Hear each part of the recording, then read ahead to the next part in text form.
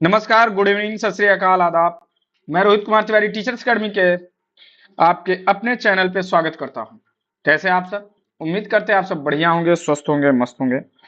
चलिए, तो सभी लोग आ जाएं, फिर हम अपने क्लास की शुरुआत करते हैं। एक बार जितने भी लोग हैं सब लोग जुड़ जाएं क्लास से, फिर हम अपने क्लास की शुरुआत करते हैं। अशोकपाल जी गुड इवनिंग, रामविलास जी जय Hind, Satyavir Kushwaha ji good evening, Mamta Kumari good evening, Radhe Radhe, Praveen Kumar ji good evening, Manisha Ravi Gautam ji good evening, Dinesh Chand ji good evening, Prem Sagar जी गुड इवनिंग, कुमारी सृष्टि good evening, Priyanka Kumari good evening, Gita देवी गुड इवनिंग, कुमारी ज्योति गुड इवनिंग। सभी को गुड इवनिंग, राम राम, सत श्री अकाल, आदाब।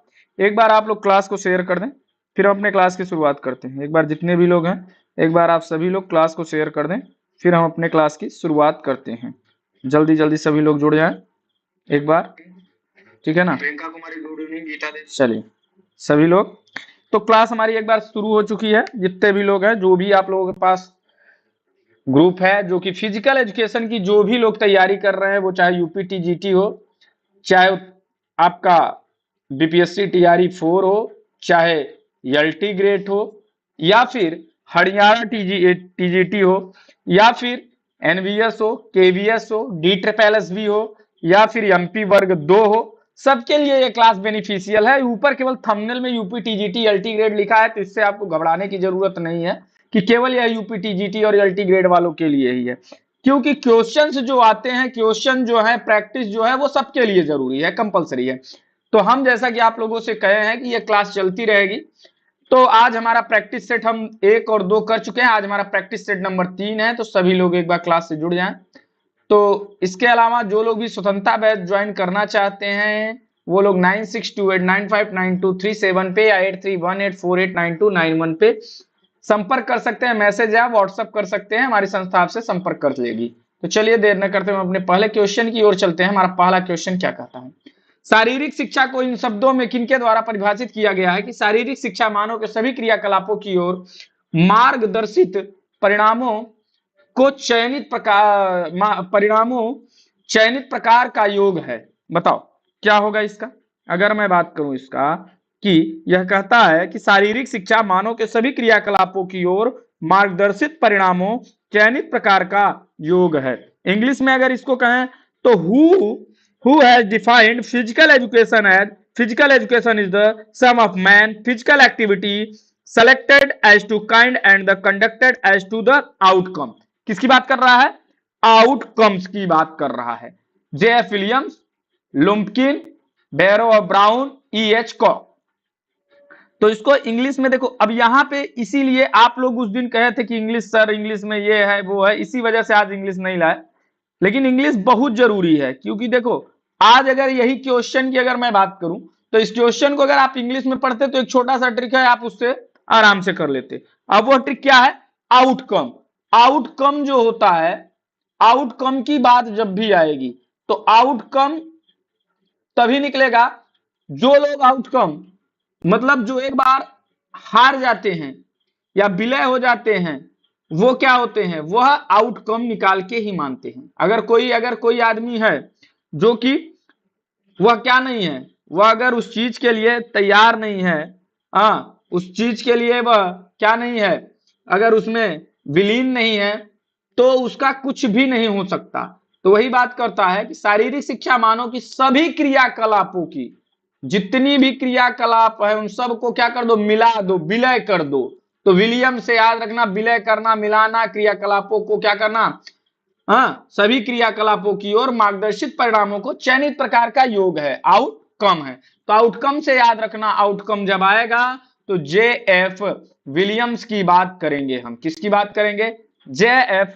विलियम्स की बात करते हैं। इसके अलावा भी हमने आप लोगों को सारी जितने भी परिभाषाएं हैं, उन सारी परिभाषाओं को हमने आपको कई बार बताया है, एक बार नहीं कई बार बताया। जैसे चार्ल्स ए बूचर ने क्या किया, अब देखो इसमें सबकी परिभाषाओं को आपको नहीं याद रखना है, इसमें मेन जो परिभाषाएं होती हैं आपको उनको क्या करना है? याद रखना है। जैसे आपको पूछा जाता है कि जे.एफ. विलियम्स की क्या है, चार्ल्स ए बूचर की परिभाषा क्या है। इसके अलावा अगर हम बात करें चार्ल्स ए बूचर के साथ ही साथ, तो आपको पूछता है आपका कैसिडी की परिभाषा क्या है। और इन सबको मैंने पढ़ाया भी है और बताया भी है। और आप लोग एक चीज और ध्यान दें, मैंने आपको ये सारी चीजें आप जाओगे जब तो ये इसकी एक वीडियो है, आप उसको देखोगे, वहां बहुत अच्छी तरीके से मैंने बताया है। जैसे अगर मैं एक दो का एग्जाम्पल दे देता हूं, जैसे ऑर्बर्ट यूफर का पूछता है कि ऑर्बर्ट यूफर का शारीरिक शिक्षा अनुभवों का समूह है, हाँ, तो यह बात किसने कही है? तो यह बात ऑर्बिट यूफर ने कहा। एक छोटा अगर शॉर्ट में बनाएगा क्वेश्चन तब, अगर यही बड़े में बोलेगा तो बोलेगा शारीरिक शिक्षा उन अनुभवों का समूह, सामूहिक प्रभाव है जो व्यक्ति विशेष प्रक्रिया से प्राप्त होती है। तो यह बात किसकी है? डेल्बर्ट ऑर्बर्ट यूफर। तो ऑर्बर्ट यूफर अनुभवों का समूह, ऐसे याद रखना, जब समूह में लोग रहते हैं तो समूह में रहेंगे तो क्या होगा? वह क्या होगा? टफ होगा। क्या होगा? टफ होगा। तो उससे आप याद रखेंगे, physical education is the sum of those experience which come to individual through movements. Individual through movement अगर इंग्लिश में याद है तो आप सिर्फ इतना याद रखिए, individual through movement. Individual through movement अगर आएगा तो वह ऑर्बर्ट यूफर की परिभाषा की बात करेगा। कैसिडी की बात करें तो कैसिडी भी अनुभव की बात करते हैं, लेकिन ऑर्बर्ट यूफर जो है सामूहिक अनुभव की बात करते हैं, और कैसिडी जो है वो केंद्रीय अनुभव की बात करते हैं। अगर केंद्र की बात आती है, सेंटर की बात आती है, तो वहां पे कैसेट जो होता है उसमें सेंटर में क्या होता है? जगह होता है, उसको लगाते हैं बीच में, तभी ना वो चलता है। ऐसे हम याद करते हैं। तो व्यक्तियों के भीतरी अनुभव के कारण अगर बात करता है कि होने वाले परिवर्तन को, कुल जोड़ को अगर जोड़ की बात जब कर देता है तो वहां क्या होता है? कैसिडी। क्या होता है? कैसिडी होता है। जेबिनेस का पूछता है कि जेबिनेस, तो मैंने आपको बताया था क्रिया प्रक्रिया या बड़ी मांसपेशियों से याद रखिएगा, बृहद मांसपेशी प्रक्रियाएं जेबिनेस से आ जाता है आपका। चार्ल्स से बूचर की मैंने बताई है अभी सेकंड क्लास में, मैंने बताया था कि जिसमें क्या होता है? मानसिक, सामाजिक, संवेगात्मक, शारीरिक, ये सारी चीजें बात आएंगी तो वहां पे क्या हो जाएगा? चार्ल्स से बूचर आ जाता है। तो ये ऐसी कुछ परिभाषाएं हैं जिनको आपको हमेशा याद रखना है। ठीक, तो ये हमारा था पहला क्वेश्चन। तो चलते हैं हम दूसरे क्वेश्चन की ओर। हमारा दूसरा क्वेश्चन क्या कर रहा है? दूसरा क्वेश्चन कह रहा है, इनमें से कौन सा उद्देश्य राष्ट्रीय शारीरिक शिक्षा और स्वास्थ्य मनोरंजन योजना में सम्मिलित नहीं है? अंगों की उपयुक्तता का विकास, तंत्रिकी पेशी का विकास, चरित्र और व्यक्तित्व का विकास, संवेगात्मक विकास। अगर मैं इस क्वेश्चन को इंग्लिश में पढ़ दूं तो इंग्लिश में क्या होगा? विच of the following objective of physical education has not been given by national plan of physical education and regression, development of organic fitness, development of neuromuscular skill, development of character and personality, development of emotion। किसकी बात कर रहा है? इनमें से कौन सा उद्देश्य? ऑब्जेक्टिव। अब आपको दो चीजें याद होनी चाहिए, दो चीजों के विषय में डिफरेंस आपको पता होना चाहिए, अक्सर नहीं कर पाते हैं। एक होता है एम और दूसरा होता है ऑब्जेक्टिव। एम क्या होता है? हमको जिस चीज को प्राप्त करना है वह क्या है हमारा, वह कौन सा है, लक्ष्य क्या है, जिस चीज को हमको प्राप्त करना है वह होता है एम। और जिस रास्ते से प्राप्त करना होता है, जितने चरणों में प्राप्त करना होता है, जिस रास्ते से जाना है, ऐसे आपको एक जगह से दूसरे जगह तक जाना है, आपको अपने फर्स्ट फ्लोर से थर्ड फ्लोर पे जाना है, तो आपने कितने स्टेप लिए, क्या क्या स्टेप लिए, उस स्टेप को हम कहते हैं ऑब्जेक्टिव्स, मतलब उसका उद्देश्य। तो अगर मैं बात करूं मनोरंजन योजनाओं की कि इसमें कौन सा उद्देश्य नहीं है, तो अंगों का उपयुक्त विकास है, तंत्रिकी पेशी विकास है, चरित्र और व्यक्तित्व का विकास भी है, लेकिन संवेगात्मक विकास की बात यह नहीं करता है। किसकी बात नहीं करता है? तो यह बात नहीं करता है, आपके संवेगात्मक विकास की बात नहीं करता है। चलिए, चंद्रमणि कुमारी जी प्रणाम। कृष्ण सारस्वत जी, यस सर इंग्लिश इजी है। हाँ चलिए, महेश राजपूत जी नमस्कार। चलिए सभी को राम राम, सत श्री अकाल, आदाब। चलिए बात करते हैं, अगले की बात करते हैं।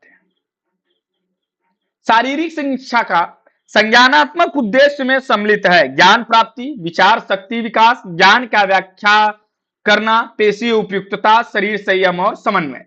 सही कोड का चयन करें। केवल ए, बी और ई सही है, केवल ए, बी और सी सही है, केवल बी, सी और डी सही है, केवल ए, बी और डी सही है। ऐसे क्वेश्चन से हमको भागना नहीं है। ऐसे ही क्वेश्चन इस समय आप देखे होंगे 2023 से लेकर 2024 के बीच में जितने भी फिजिकल एजुकेशन के एग्जाम हुए हैं, उन सब में ऐसे ही क्वेश्चन पूछे गए हैं, इसी प्रकार से क्वेश्चन आ रहे हैं। आपको इस पे मेहनत करना पड़ेगा, काम करना पड़ेगा, और यूपी टीजीटी भी यही क्वेश्चन लाएगा। आप अगर ये सोच लेंगे कि ये बदल जाएगा, वो हो जाएगा, तो ऐसा संभव नहीं है। इस क्वेश्चन को हम इंग्लिश में आपको बता देते हैं, इंग्लिश वाले भी सुन लेंगे कि यह क्वेश्चन क्या कह रहा है। यह कह रहा है the cognitive object of physical education included, संज्ञानात्मक उद्देश्य क्या में क्या क्या शामिल है।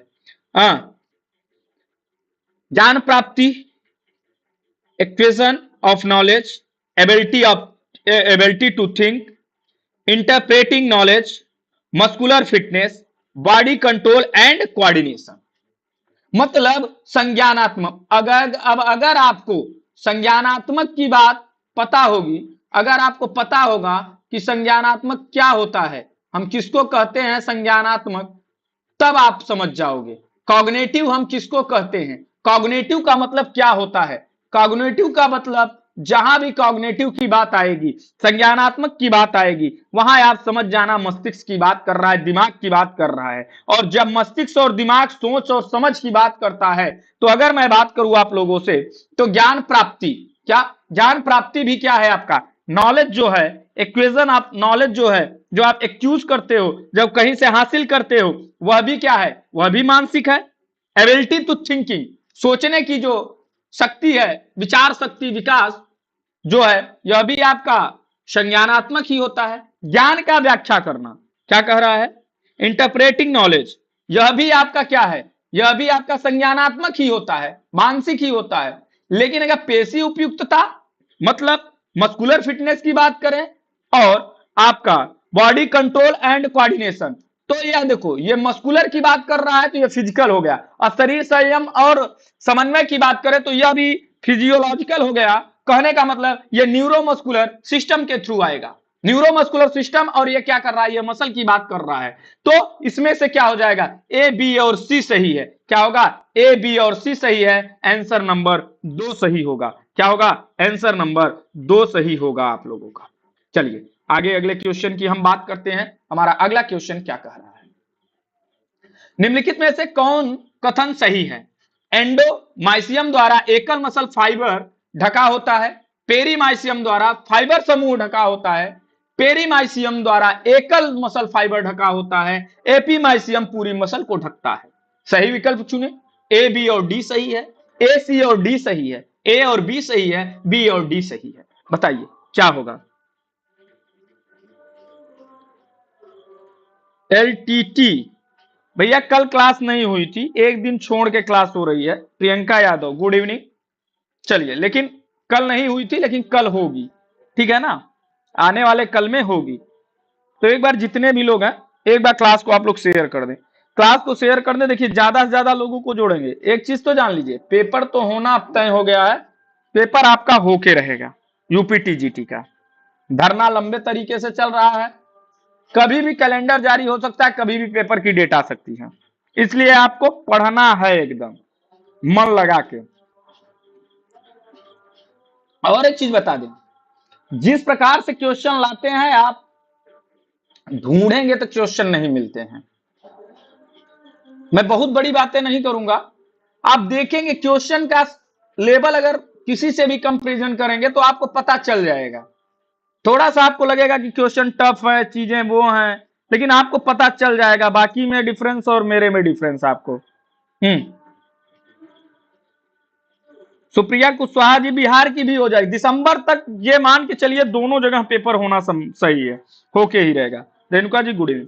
तो बात करें अगर हम, तो देखो अगर इंग्लिश की मैं बात कर लूं, इसमें इंग्लिश में क्या होगा, तो देखिए इंग्लिश में होगा आपका which of the following is are correct, इसमें से क्या सही है।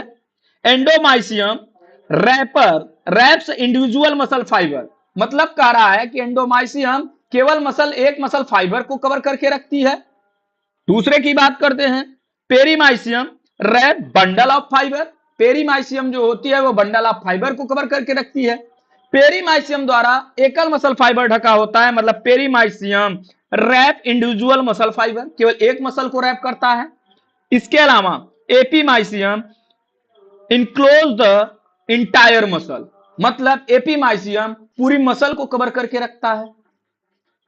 तो देखो अब आपको मैं बताऊं, तो देखिए यहां पे आपको मैंने मस्कुलर सिस्टम बहुत अच्छे से पढ़ाया है, पब्लिक क्लास में पढ़ाया है, ये भी नहीं कि मैं ऐप पे पढ़ाया हूं और उसकी बात कर रहा हूं।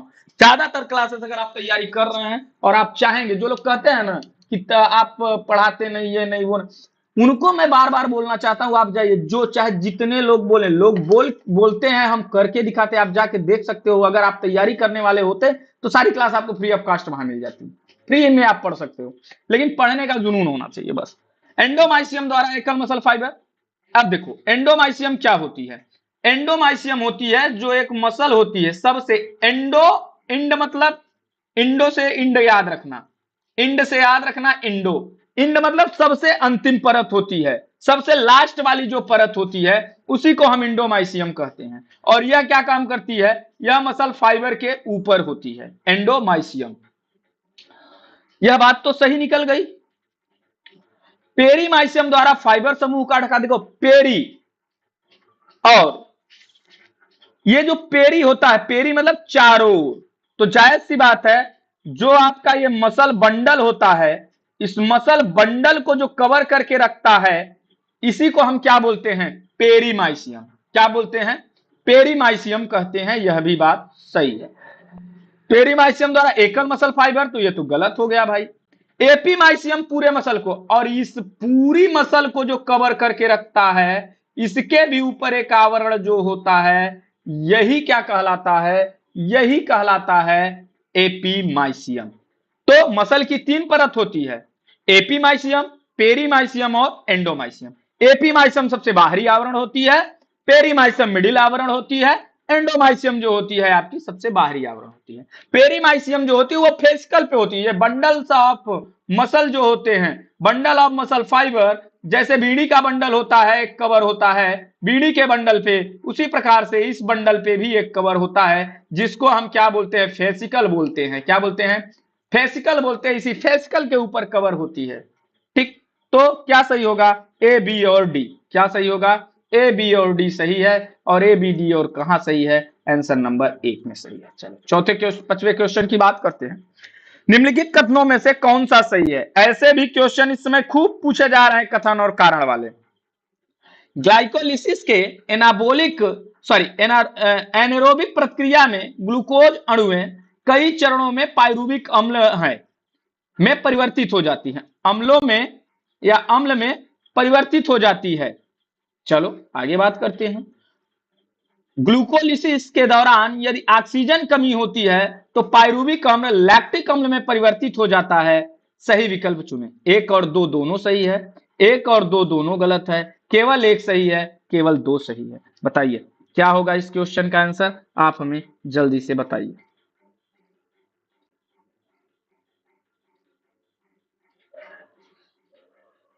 ममता यादव जी गुड इवनिंग। चलिए विजय यादव जी गुड इवनिंग। योगेंद्र जी जय हिंद। जल्दी से बताओ भाई क्या होगा। क्लास को शेयर करो यार, मजा नहीं आ रहा है। इस तरीके से बताओगे, इस तरीके से क्लास चलेगी तो मजा फिर नहीं आएगा, ठीक है ना।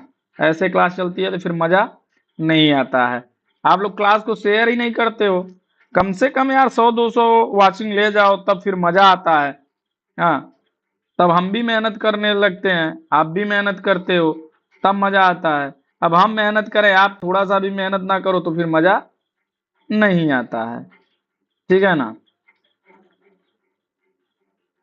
बताओ, तो मैंने इन चीजों को मैंने आपको बहुत अच्छी तरीके से समझाया था। इसको जो है मैंने आपको बहुत अच्छी तरीके से समझाया था जब मैं क्या पढ़ा रहा था, जब मैं डाइजेस्टिव सिस्टम पढ़ा रहा था। डाइजेस्टिव सिस्टम पढ़ा रहा था तो वहां पे मैं बहुत अच्छी तरीके से बताया था कि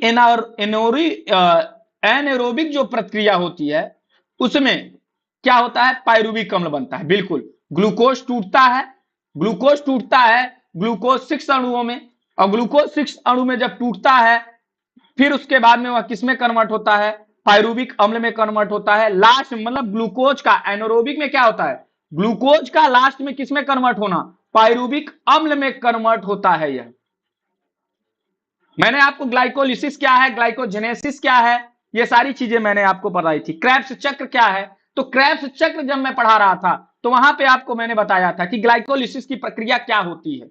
आप डाइजेस्टिव सिस्टम पढ़ोगे, डाइजेस्टिव सिस्टम में बहुत अच्छी तरीके से इसके टोटल 10 चरण होते हैं। ये जो होता है ग्लाइकोलिसिस में परिवर्तित होने के लिए 10 चरणों से गुजरना पड़ता है इसको। कितने? 10 चरण से इसको गुजरना पड़ता है, 10 स्टेप से गुजरना पड़ता है। ये जो 10 चरण होते हैं मैंने आपको बताया था कैसे कैसे होता है। वही होता है ग्लाइकोलिसिस पहले किस में बदलता है? आपका 6 अणु में बदलता है, 6 अणुओं के बाद में ग्लाइकोल फिर पायरुविक अम्ल में परिवर्तित होता है। तो यह बात तो सही है, एनारोबिक स्थिति में होता है। और ग्लाइकोलिसिस के दौरान अगर ऑक्सीजन की कमी होता है तो वह क्या होता है? जो आपकी पायरुविक अम्ल बनी होती है वही पायरुविक अम्ल फिर कन्वर्ट होने लगती है किसमें? लैक्टिक एसिड में कन्वर्ट होने लगती है। यही होता है एनॉक्सी उसमें, एनारोबिक में। तो यह भी बात सही है, मतलब 1 और 2 दोनों सही है। Answer number 5। चलो अगले क्वेश्चन की बात करते हैं। सही कथन का चयन करें। एल्वियोली में गैस आदान प्रदान होता है। एक्सपीरेशन के दौरान बाहरी इंटरकोस्टल मसल और डायफ्राम में संकुचन होता है। फेफड़े में विनियमित किया जाने वाला वायु की अधिकतम मात्रा वेटल क्षमता कहलाती है, वेटल कैपेसिटी कहलाती है। ए और बी सही है, ए और सी सत्य है, बी और सी सत्य है, केवल ए सत्य है। बताओ क्या होगा?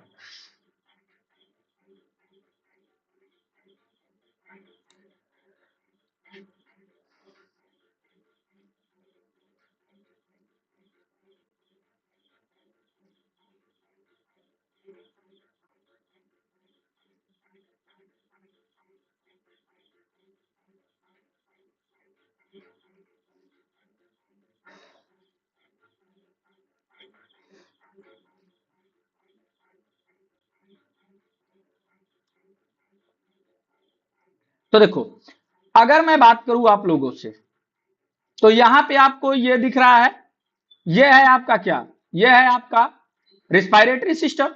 रिस्पायरेटरी सिस्टम में ये देख रहे हो ये क्या है? ये आपकी एल्वियोलीज है। क्या है? ये आपकी एल्वियोलीज है। मैं आपको दिखाता हूं, ये आपकी क्या है? यह आपकी एल्वियोलीज है। ये देख रहे हो, यही एल्वियोलीज है। यहीं पे क्या होता है? गैसों का एक्सचेंज प्रोसेस होता है। क्या होता है? गैसों का एक्सचेंज प्रोसेस होता है। यहीं पे गैस क्या होती है? अदला बदली होती है। ठीक। अब इसके बाद में यह तो बात सत्य निकल गई। उसके बाद में कह रहा है ये जो डाइफॉर्म है ना, ये डाइफॉर्म यह कह रहा है कि जब हम एक्सपीरेशन करते हैं, मतलब जब हम क्या करते हैं? सांस को बाहर निकालते हैं, तो उस समय इसमें संकुचन होता है ना भाई ना। जब हम सांस अंदर लेते हैं तो आप देखोगे जब सांस कहा जाता है सांस अंदर लेके सीना फुलाओ, तो तुम सांस जब अंदर लेते हो तो एक चीज देखोगे, सी जो आपका लंग्स होता है, जो आपकी पसली होती है, वो थोड़ा सा आपको लगेगी कि नीचे की तरफ खिसक रही है। उस समय क्या होता है? ये लंग्स का आयतन बढ़ता है और ये जो डायफ्राम इस फेज में है वह डायफ्राम आपके ऐसे हो जाती है, इस तरीके से हो जाती है आपकी डायफ्राम, वह संकुचित हो जाती है। लेकिन जैसे ही आप क्या करते हो?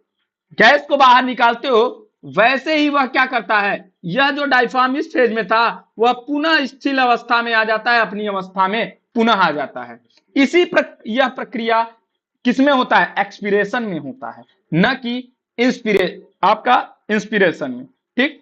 चलो, तो यह जो होता है यह जब अपनी पूर्व अवस्था में आता है, न कि डायफ्राम में संकुचन होता है, इसमें प्रकुंचन होता है।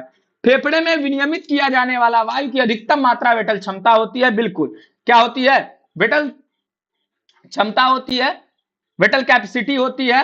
क्या होता है? फेफड़े में जो वायु लेते हो, अधिक से अधिक जो वायु की मात्रा ली जाती है उसी को हम वेटल कैपेसिटी कहते हैं। मतलब ए और सी दोनों सही है, ए और सी सत्य है। आंसर नंबर 2 होगा। चलो अगले क्वेश्चन की बात करते हैं।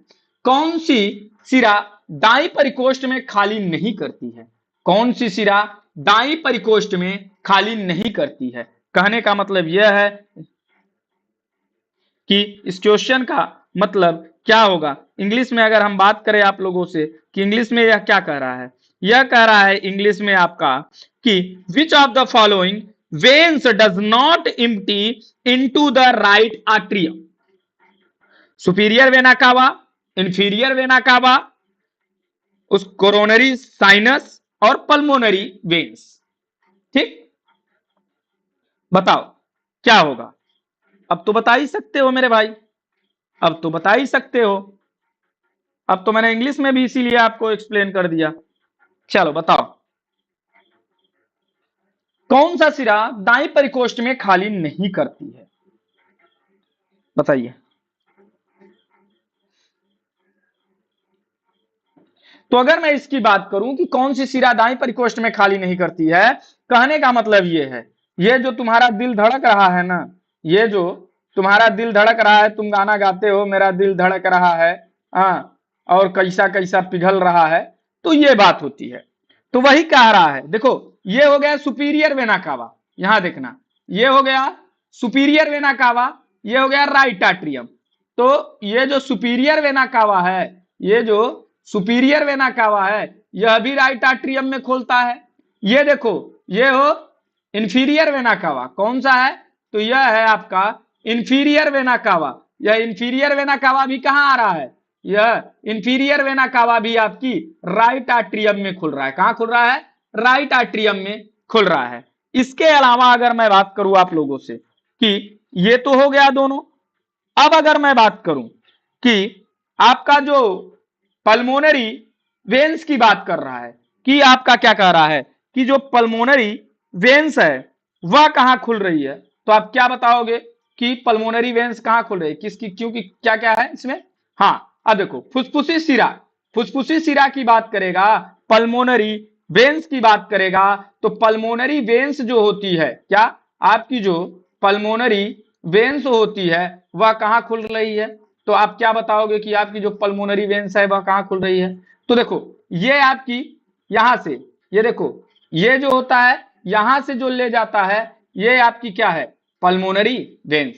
और ये पल्मोनरी वेन्स कहां से ले आती है? ये जो आपका लंग्स होता है, इस लंग्स से क्या होता है, यह इसके माध्यम से लेफ्ट एट्रियम में खोलती है। ठीक, अब बात करते हैं, अगर आपको नहीं समझ में आ रहा है कि कोरोनरी क्या होती है, आपका कोरोनरी साइनस क्या होती है? कोरोनरी साइनस वह होती है जो हृदय की अशुद्ध ब्लड को, क्योंकि देखो कोरोनरी जो होती है धमनी, वह कहां ले जाती है? वह ले जाती है शुद्ध रक्त किसके पास? हृदय के। देखो हर जगह ऑक्सीजन की जरूरत है, तो आपके हृदय में भी ऑक्सीजन की जरूरत है, तो वहां पे भी हृदय को काम करने के लिए जो ऑक्सीजन की जरूरत है वह कौन ले जाता है? कोरोनरी धमनी।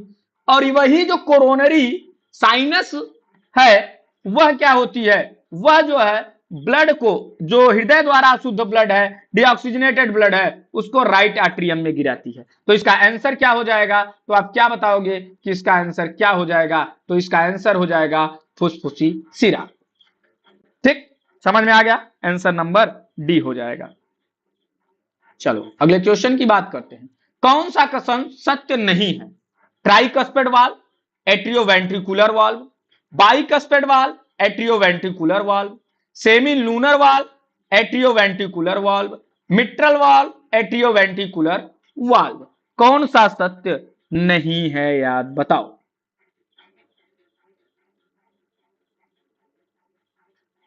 जल्दी से आंसर दो। महेश सिंह, मधु यादव, ममता वर्मा, रेणुका, सूरज कुमार, चंद्रमणि कुमारी, प्रवीण जी, रंजन पंडित, चाटू दास, निधि सिंह, काजल गुप्ता, सत्यवीर कुशवाहा, विजय यादव, मधु, सुनील यादव, रंजन पंडित, योगेंद्र कुमार। बताओ क्या होगा? कौन सा कथन सत्य नहीं है? देखो अब ट्राइकस्पेड वाल्व को एट्रियोवेंट्रिकुलर वाल्व कहा जाता है, बिल्कुल कहा जाता है इसको एट्रियोवेंट्रिकुलर वाल्व। एट्रियोवेंट्रिकुलर वाल्व क्या होता है? एट्रियोवेंट्रिकुलर वाल्व की अगर मैं बात करूं तो एट्रियोवेंट्रिकुलर वाल्व वह वाल्व होता है जो कि किससे? आपकी एट्रियम और वेंट्रिकल में खुलती है। एट्रियम और वेंट्रिकल में खुलती है, उसी को हम कहते हैं एट्रियोवेंट्रिकुलर वाल्व बोलते हैं। तो इसमें क्या कह रहा है? Tricuspid valve. क्या कह रहा है? ट्राइकस्पेड। तो ये वाला जो वाल्व होता है, देखोगे यहां पे, तो ये वाला जो वाल्व है ना, इस वाल्व को बोलते हैं, देखो यहां पे है, इसको थोड़ा और बड़ा कर दें, देखो अब वाल्व आपको दिखाते हैं बड़ा करके। चलो देखो, देखो ये होता है ट्राइकस्पेड वाल्व। ये वाला जो वाल्व है यह होता है ट्राइकस्पेड वाल्व। यह भी देखो तो आर्ट्रियम और वेंटिकुलर में है, तो यह भी क्या है? आर्ट्रियो वेंटिकुलर वाल्व है। फिर उसके बाद में अगर मैं बात करूं आप लोगों से, फिर क्या कहता है? ये होता है आपका क्या? ये होता है मिट्रल वाल्व, इसी को क्या कहते हैं, बाइकस्पेट वाल्व। और यह भी क्या होता है, यह भी आर्ट्रियम और वेंट्रिकुलर में खुलता है, तो यह भी आपका होगा। लेकिन अगर मैं बात करूं सेमी लूनर वाल्व, हाँ, तो यह क्या होता है, सेमी लूनर वाल्व जो होता है वह सेमी लूनर वाल्व कौन सा होता है, तो आप क्या बताओगे, ये होता है आपका पल्मोनरी वाल्व और ये होता है एरोटिक वाल्व। क्या होता है, यहां जो है ये होता है आपका एरोटिक वाल्व होता है। तो आप कौन सा वाल्व बताओगे, अब यहां पे है, तो आप जल्दी से बताओ कौन सा होगा इसका आंसर। अब मैंने समझा दिया कि सेमिलूनर वाल्व एट्रियोवेंट्रिकुलर वाल्व होता है, मिट्रल वाल्व एट्रियोवेंट्रिकुलर वाल्व होता है। तो मिट्रल वाल्व को हम क्या कहते हैं, अभी आपको बताया कि ये जो बाइकस्पेट वाल्व होता है इसी को हम बोलते हैं मिट्रल वाल्व। और यहां पे जब तुम देखोगे ना तो सेमिलूनर मतलब क्या होता है, जो अर्धचंद्राकार वाल्व होता है, और अर्धचंद्राकार वाल्व इसमें कौन सा है, तो ये जो वाल्व होते हैं, ये वाल्व और ये वाल्व, ये जो है आर्टियम और वेंट्रिकुलर में नहीं खुलते हैं। मतलब जो पल्मोनरी और एरोटिक वाल्व है तो इनको हम सेमिलूनर वाल्व बोलते हैं, और यह सेमिलूनर वाल्व है इस, लेकिन यह क्या नहीं है, यह आर्टियम और वेंट्रिकुलर में नहीं संबंध रखता, इसलिए यह क्या नहीं है, यह सेमिलूनर वाल्व जो है आर्टियो वेंट्रिकुलर वाल्व नहीं है मेरे भाई। समझ में आया, तो यही हो जाएगा आंसर नंबर 3 आपका। चलो अगले क्वेश्चन की ओर चलते हैं। हृदय की संचलन के विषय में कौन सा कथन सत्य नहीं है। एम्प्लिसिस ऐसे नोड से एम्पल्सेस है, एम्पल्सेस ऐसे नोड से आर्ट्रियल उत्तकों को दी जाती है। आर्टियो वेंट्रिकुलर नोड दो एट्रिया के मध्य स्थित होती है। इम्पल्सेस ऐसे नोड से सीधी परकुंजे फाइबर में पहुंचती है। परकुंजे फाइबर को हिस बंडल भी कहते हैं। बताओ क्या होगा।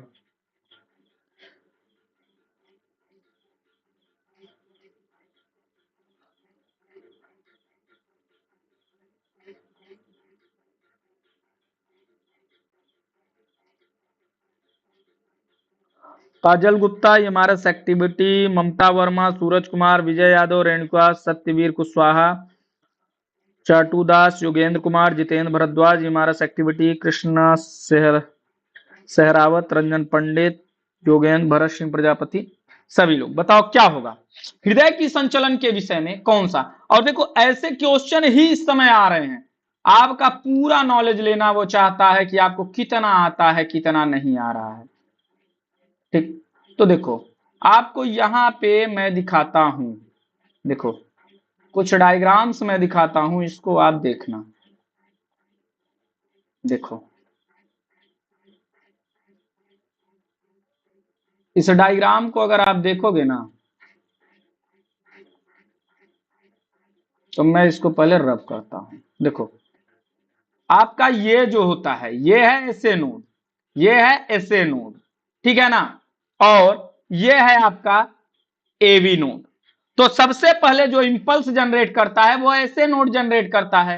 एसए नोड के बाद यह कहां आता है, यह आता है एवी नोड पर। एसए नोड अब पता चला ज्यादा जब करता है तो एवी नोड क्या करता है, एसए नोड का जो भी इंपल्स जनरेट होता है उसको कंट्रोल करने का काम करता है। उसके बाद में ये जो होता है एसए नोड, इसे एसए नोड को कहते हैं साइनो एट्रियल नोड बोलते हैं, ठीक है ना। यह राइट एट्रियम में पाया जाता है, इसे ही क्या बोलते हैं, हृदय का पेस मेकर बोलते हैं। क्या, हृदय का पेस मेकर एसए नोड को ही बोलते हैं। फिर दूसरा होता है एबी नोड, यह एबी नोड होता है। एबी नोड के बाद यह कहां जाता है, हिस के बंडल में। कहां जाता है, हिस के बंडल के, और हिस के बंडल के बीच में जो पल्स होता है उसको यहाँ आगे हृदय की जो भी दीवारें हैं वहां तक ले जाने का काम करता है परकुंजे फाइबर। तो सबसे पहले एसए नोड, फिर एबी नोड, फिर हिस बंडल, फिर आता है परकुंजे फाइबर। अब आपका क्वेश्चन क्या कह रहा है हम उसको देख लेते हैं, ठीक है। हमारा क्वेश्चन कह रहा है इंपल्स एसए नोड से आर्ट्रियल उत्तकों को दी जाती है। तो एसए नोड से, तो अगर मैं बात करूं तो यह तो बात सही कह रहा है कि जो आपका एसए नोड है वह किसको दिया जाता है, आर्ट्रियल उत्तकों को, मतलब एवी नोड को दिया जाता है। किसको दिया जाता है, एवी नोड को दिया जाता है। साइनो एट्रियल नोड से कहां जाता है, एट्रियल में। उसके बाद में अब एवी से फिर क्या कह रहा है, आर्टियोवेंट्रिकल नोड से नोड दो एट्रिया के मध्य स्थित होती है। बिल्कुल बात सही है, यह दो एट्रिया के मध्य ही स्थित होती है, मैंने आपको दिखाया। ठीक, उसके बाद में फिर क्या कह रहा है, इंपल्स आर्टिया मतलब जो आपका ये है आपका क्या है, एसए नोड है और एवी नोड, इन दोनों के मध्य ही तो होता है आर्टिया वेंट्रिकुलर। मतलब कि अब देखो मैंने बताया ये इस तरीके से हृदय था, यहां था, फिर यहां था, फिर यहां परकुंजे फाइबर, तो इन दोनों के मध्य में ही तो है, इन दोनों को परकुंजे या इसके बंडल के मध्य में ही तो है, ये इन दोनों के मध्य में है, हाँ आर्ट्रिया के बीच में है, तो आर्ट्रिया के मध्य में स्थित है आपका जो वेंट्रिकुलर, यहाँ पे ये जो दीवार है यहीं पे ना है, तो यहाँ पे है। अब क्या कह रहा है, इंपल्स एसए नोड से सीधे परकुंजे फाइबर को पहुंचती है, कतई नहीं, मैंने बताया एसए नोड से किसके पास जाती है, एवी नोड के बाद, फिर परकुंजे फाइबर को हिस का बंडल कहते हैं, यह भी बात सही है। तो एक दो तीन तीनों सही है, कौन सा सत्य नहीं है, तो आपका तीसरा सत्य नहीं है, और यही आपका इसमें पूछा क्या है, कौन सा सत्य नहीं है। तो मैंने आपको ऐसे क्वेश्चंस को करने के लिए सबसे पहले बताया, ऐसे क्वेश्चन में सबसे पहले आपको देखना है, अगर सत्य है पूछा है तो आप सत्य है के नीचे अंडरलाइन करेंगे, सत्य नहीं है तब भी। ऐसे क्वेश्चंस आते हुए गलत होते हैं, ये याद रखना, आते हुए ऐसे क्वेश्चंस गलत है, क्योंकि नहीं और है में डिफरेंसेस नहीं आप कर पाते हैं, ठीक है ना। तो इसका आंसर नंबर 3 होगा। चलो अगले क्वेश्चन की बात करते हैं। डाइजेशन पाचन क्रिया में ग्लूकोज में विखंडित होता है, ग्लिसरॉल में, स्टार्च में, अमीनो अम्ल में, फैटी अम्ल में, किस में बदलता है बताओ।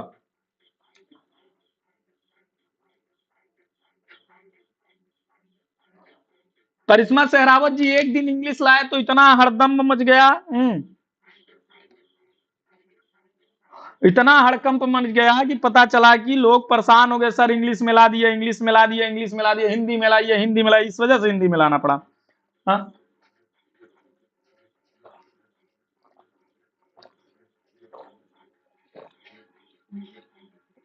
बताओ, डाइजेशन पाचन क्रिया में ग्लूकोज में विखंडन होता है, मतलब ग्लूकोज किसमें टूटता है, तो अगर मैं बात करूं तो ग्लिसरॉल की अगर मैं बात करूं और फैटी एसिड, तो इन दोनों में टूटता है वसा।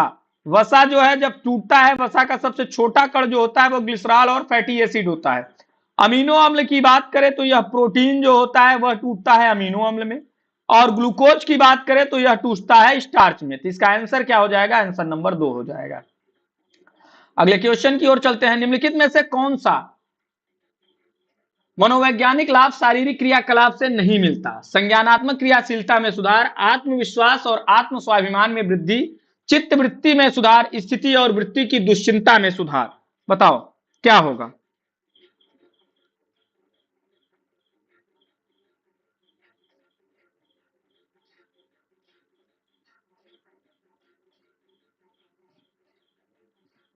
बताओ क्या होगा।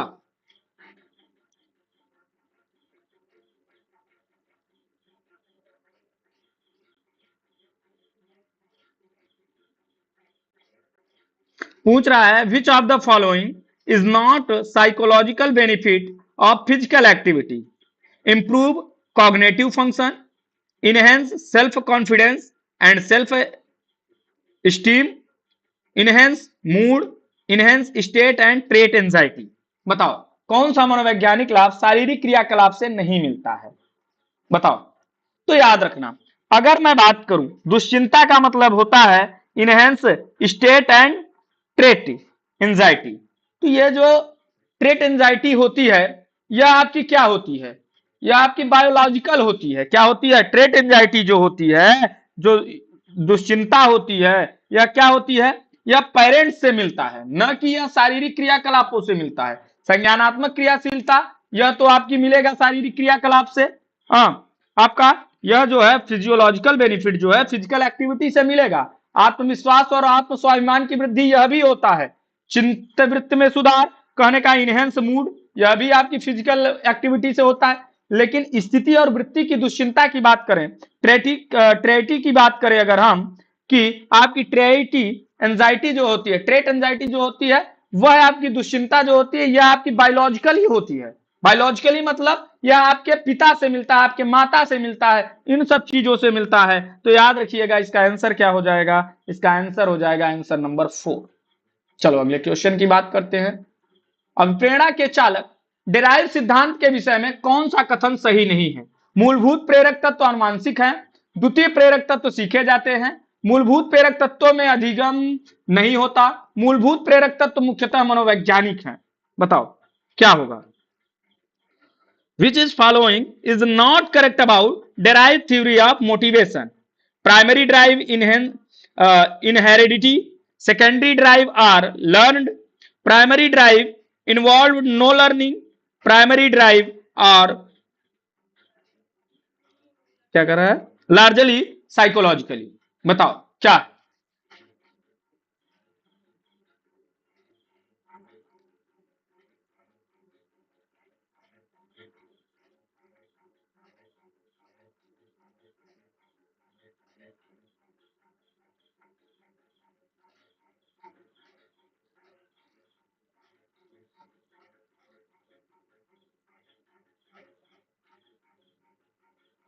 बताओ जल्दी से।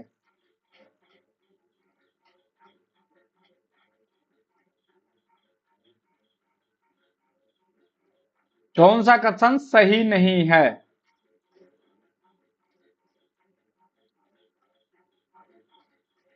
बताओ जल्दी से क्या होगा? अगर मैं इसकी बात करूं आप लोगों से तो देखिए, अगर डिराइव थ्योरी की बात करें, डिराइव सिद्धांत की बात करें, मोटिवेशन की बात करें, तो अभिप्रेरणा मतलब मोटिवेशन। मोटिवेशन दो प्रकार की होती है, एक आपकी होती है आंतरिक और एक होती है बाह्य। आंतरिक जो होती है उसको हम प्राइमरी बोलते हैं, उसको हम मुख्य बोलते हैं, वह हमारी मूलभूत होती है। और ये जो मूलभूत होती है ना, यह आनुवांशिक होती है। यह हमारी क्या होती है? आनुवांशिक होता है। यह बात सही है कि जो डिराइव सिद्धांत की बात करता है, यह डिराइव अभिप्रेरणा का जो डिराइव सिद्धांत है, यह डिराइव सिद्धांत में जो प्राइमरी प्रेरक होता है वह आनुवांशिक होता है। क्या होता है? वह आनुवांशिक होता है डिराइव सिद्धांत में। और दूसरा जो डिराइव सिद्धांत का होता है वह होता है सेकेंडरी। सेकेंडरी मतलब जैसे कि किसी से इनाम मिलना, किसी से प्रशंसा लेना, ये सारी चीजें। तो इसके द्वारा हम क्या करते हैं, जो द्वितीयक होती है, जो मूलभूत होती है, वह हमको जेनेटिक मिलता है, आनुवांशिक होता है, वह पहले से विद्यमान होता है। लेकिन द्वितीयक को हम क्या करते हैं? सीखते हैं, समाज से, दुनिया से, लोगों से हम क्या करते हैं? उसको सीखते हैं, उसको लर्न करते हैं। यह हमारी बात सही है। मूलभूत प्रेरक तत्वों का अधिगम्य नहीं है, प्रेरक तत्वों में अधिगम्य नहीं होता है। तो बात सही है, मूलभूत प्रेरक तत्वों में अधिगम्य नहीं होता। बिल्कुल, यह जो है इसको हम सीख नहीं सकते। जो मूलभूत होता है इसको हम सीख नहीं सकते, यह जेनेटिक होता है, यह आंतरिक होता है। इसको हम बदल नहीं सकते हैं कि हम सीख सीख के बदलेंगे। नई चीज अगर हम सीख के कर रहे हैं मतलब वो सेकेंडरी प्रेरक हो गया, मतलब वह सेकेंडरी हो गया। अगर हम क्या कर रहे हैं, अगर हम सीख के कर रहे हैं तो वो सेकेंडरी हो गया। अगर फिर मैं बात करूं मूलभूत प्रेरक तक मुख्यतः मनोवैज्ञानिक होता है, बिल्कुल नहीं, यह हेरिडिटी होता है, यह आनुवांशिक होता है। और यही गलत है, क्योंकि इसमें पूछा क्या है, कौन सा सही नहीं है। तो यही इसका आंसर हो जाएगा, आंसर नंबर 4। क्या हो जाएगा इसका आंसर? इसका आंसर हो जाएगा आंसर नंबर 4। ठीक, चलिए अगले क्वेश्चन पे चलते हैं। अभिप्रेरणा के विषय में, अभिप्रेरणा के विषय में कौन सा कथन सत्य है? मोटिवेशन की बात कर रहा है। क्रियाकलाप के लिए प्रेम आंतरिक अभिप्रेरणा है, आर्थिक लाभ बाहरी अभिप्रेरणा है, अभिप्रेरणा कार्य के लिए सामान्य स्तर पर उत्तेजना है, मूलभूत अभिप्रेरणा शारीरिक अभिप्रेरणा नहीं है, सामाजिक अभिप्रेरणा पुनर्बलन है। बताओ क्या होगा?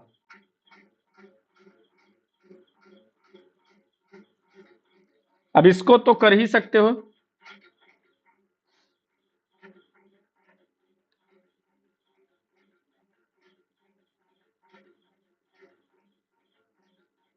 ग्यारह का क्वेश्चन पीछे कीजिए।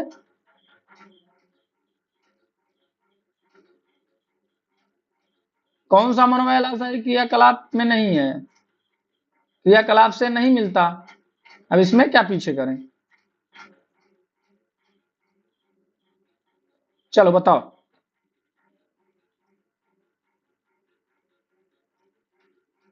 अगर मैं बात करूं कि अभिप्रेरणा के विषय में कौन सा कथन सत्य है, ऐसे क्वेश्चन आप ज्यादातर देखेंगे नहीं, लोग कराते नहीं है जैसे। हम्म तो देखो, अब देखो, क्रियाकलाप के लिए प्रेम आंतरिक अभिप्रेरणा है, बिल्कुल बात सही है। जो प्रेम होता है या आंतरिक होता है, ऐसा तो है नहीं कि किसी लड़की के पास तुम गए और तुम कह दिए नहीं मुझे तुमको प्यार करना ही है तो करना है, ऐसा तो है नहीं। अगर आप किसी लड़की से प्यार करो, कोई लड़की आपसे प्यार करती है, आपकी प्रेम बीबी अपने पति से प्यार करती है और पति अपने बीबी से प्यार कर रहा है, तो वो आंतरिक है। कुछ ऐसे भी हैं जो कि नहीं करते, जो कि बाहर भी जाते हैं प्यार करते हैं, मतलब जैसे कि दूसरे का शादी होने के बाद भी दूसरे को देख रहे हैं, मतलब प्यार नहीं है, जिनकी शादी जबरदस्ती करा दी गई, तो वो क्या, वो अपनी प्रेमिका से अब भी प्यार कर रहे हैं, क्यों? क्योंकि वहां उनका क्या है, आंतरिक है। तो यह आंतरिक अभिप्रेरणा होती है, सही बात है। आर्थिक लाभ बाहरी अभिप्रेरणा है, बिल्कुल बात सही है। आप पैसा देखे नहीं कि काम खत्म, पैसा देखे नहीं कि कहा नहीं कि चलो तुम तैयार हो गए, आज तो चलते हैं, आज जो दोस्त है आज इसको हलालते हैं, आज ले चलेगा, आज पार्टी देगा अच्छी तरीके से। तुम पढ़ रहे हो, पढ़ने बैठे हो, तुम्हारा दोस्त आया, बोला चलो यार मैं तुमको घुमा के लाता हूं, जो भी खर्चा होगा मैं दूंगा। पैसा देखे नहीं कि तुम्हारे जीभ लपलपाई, चलो आज तो पार्टी दे रहा है, और दोस्त का पार्टी लेने में बहुत मजा आता है, कितना भी पैसा भरा रहे तुम्हारा, लेकिन जब तक दोस्त से पैसा न लो, दोस्त से पैसा न खर्च कराओ, तो वो संतुष्टि नहीं मिलती है। भले तुम अरबपति हो, लेकिन पैसा जो दोस्त में मजा आता है, दोस्त का पैसा, भले वो 5 ही रुपया खर्च है, उसकी 5 रुपए की चाय ही बहुत होती है। तो वो चीज हो गया आर्थिक लाभ बाहरी प्रेरणा है, बिल्कुल बात सही है। अभी नहीं कि आर्थिक लाभ के चक्कर में दोस्त का गर्दन उतार लो, हाँ ठीक है ना। अब प्रेरणा कार्य के लिए सामान्य स्तर पर उत्तेजना है, क्या है, सामान्य स्तर पे। धर्मेंद्र कुमार जी क्वेश्चन लिखिए, नहीं इसकी पीडीएफ आपको मिल जाएगी, टेलीग्राम पे, व्हाट्सएप पे, सब जगह मिल जाएगी ये पीडीएफ, ठीक है ना। ठीक है, चलो। अभिप्रेरणा कार्य के लिए सामान्य स्तर पर उत्तेजना है, बिल्कुल बात सही है। जो लोग कहते हैं ना सर मोटिवेशन नहीं आ रहा है, सर कुछ मोटिवेट कीजिए, अरे यार तुम्हारी परिस्थिति से बड़ा मोटिवेशन इस जिंदगी में क्या होगा। और दूसरी बात, अगर तुम किसी की रील देख के मोटिवेट हो रहे हो ना, तो ये जान लो कि जिंदगी खत्म है। रील देख देख के कितने दिन मोटिवेट होगे, अगर तुम्हारा समय और तुम नहीं मोटिवेट हो पा रहे अपने समय से, अपनी परिस्थितियों से। मैं सीधा सा बात जानता हूं, जो बोलता है कि मेरा मन नहीं लग रहा है सर पढ़ने में, मैं नहीं पढ़ पा रहा हूं, इसका मतलब है कि उसके पास उसकी चीज की कमी नहीं है। जिस दिन एक एक रुपए के लिए तरस जाओगे, उस दिन तुमको समझ में आएगा नहीं हमको पढ़ना चाहिए, तब तुम सारा काम छोड़ के इधर पढ़ाई करोगे। तुम प्राइवेट जॉब करोगे, बॉस की गाली खाओगे, तब तुम आगे पढ़ोगे कि भक्त मैं किसी की गाली नहीं खाऊं, मैं सरकारी नौकरी करूंगा। जब 5 महीने पेमेंट नहीं मिलेगा तब तुम करोगे। तो वो होता है आंतरिक, मतलब कि यह सामान्य स्तर की क्या होती है, उत्तेजना होती है आपको कार्य करने के लिए। मूलभूत अभिप्रेरणा शारीरिक अभिप्रेरणा नहीं है, बात सही है कि क्या है, मूलभूत अभिप्रेरणा जो होती है यह शारीरिक अभिप्रेरणा नहीं है मेरे भाई। यह क्या है, यह हेरेडिटी है। क्या है, यह जो है हेरेडिटी है, यह मनोवैज्ञानिकी है, यह मनोवैज्ञानिक है, साइकोलॉजिकली है, यह फिजियोलॉजिकली नहीं है, ठीक है ना।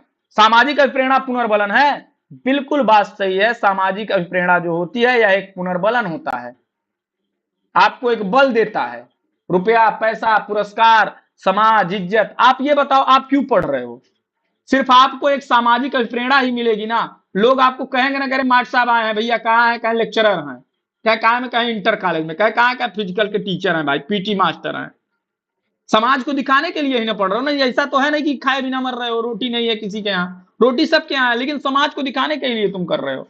तो मतलब ये जो समाज का है, यह समाज जब ताने मारती है तो वह भी आपको क्या देता है, एक पुनर्बलन देता है। जब समाज तुमको बेरोजगार करती है तो तुम्हारे दिल पे धक्का लगता है और तुम पढ़ने पे कूदते हो, ये होता है, यह भी बात सही है। तो इसका मतलब है कि ए बी सी और ई सही है, ए बी सी और ई सत्य है, डी क्या है, असत्य है। तो समझ में आया कि नहीं आया। चलो अगले क्वेश्चन की हम बात करते हैं। अगला क्वेश्चन करा है, खेल प्रशिक्षण मूल रूप में खिलाड़ी तैयार करना है। खेल प्रशिक्षण को किसने इस प्रकार परिभाषित किया है, मार्टिन, हारे, मार्टवेज और स्नेबले। जितने भी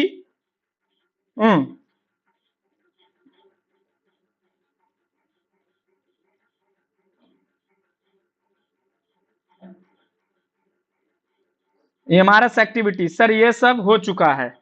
क्या हो चुका है भैया, क्या हो चुका है? धर्मेंद्र कुमार सर, बीपीएससी में ऐसे ही क्वेश्चन पूछता है। हाँ बिल्कुल ऐसे ही क्वेश्चन पूछे जाते हैं, वो बीपीएससी नहीं हर एग्जाम में यही पूछे जाते हैं।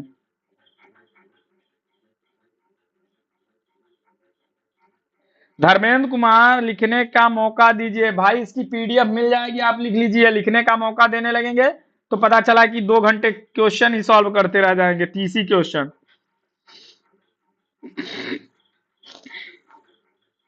चलो तो बात करते हैं हम खेल प्रशिक्षण। आप स्पोर्ट ट्रेनिंग की क्लास देखोगे, वहां पे मैंने आपको बताया है कि किस प्रकार से जो आपका यह होता है वह जो है हर एक परिभाषा, जितनी भी स्पोर्ट ट्रेनिंग की परिभाषा है, फिजिकल एजुकेशन की परिभाषा है, सब बताया। स्पोर्ट ट्रेनिंग वाला क्लास पढ़ा हुआ है, एक ही क्लास में पूरी स्पोर्ट ट्रेनिंग समाप्त किया, उसको जाके देखोगे, वहां मैंने बताया था। अब जिन लोगों की शादी नहीं हुई है, जब शादी ये होता है भैया, लड़का देखने वाला आ रहा है, तो क्या करते हो? सबसे पहले तैयारी करते हो, कालीन वालीन बिछाते हो, मैट वैट बिछा देते हो, एकदम द्वार पे एकदम साफ सफाई कर देते हो, बढ़िया चद्दर उद्दर बिछा देते हो। तो मूल रूप से क्या करते हो? तैयारी करते हो ना, तो याद रखना यही तैयारी करना। और क्या करते हो? मैट बिछाते हो, कालीन बिछाते हो, दरी बिछाते हो, कि बस देखते ही ये हो कि बस लड़का, घर द्वार बहुत बढ़िया है, लड़का पसंद। हाँ, कल बीन बजाओ, बारात लेके जाओ, पूरा बारात में तो मजा सबको मिलता है, उसके बाद में सजा तो केवल एक इंसान को मिलता है। हाँ, और उस दिन वो भी घोड़ा शादी में बैठता है घोड़ी पे, और उसके बाद में जिंदगी भर गधा बन के रहना पड़ता है। तो वही हाल है। तो क्या है, यह बात किसने की? तो आप क्या बताओगे? मैट वेज से, याद रखना, तैयारी मैट वेज से मैंने बताया था। ठीक, चलो मार्टिन की भी परिभाषा मैंने बताई थी, कैसे याद करना है, जाके देख लो। कौन सी 5 गामक योग्यताओं का समूह शारीरिक क्षमता है? किसकी बात कर रहा है? फिजिकल फिटनेस की बात कर रहा है कि शारीरिक क्षमता है, ठीक है ना? हम्म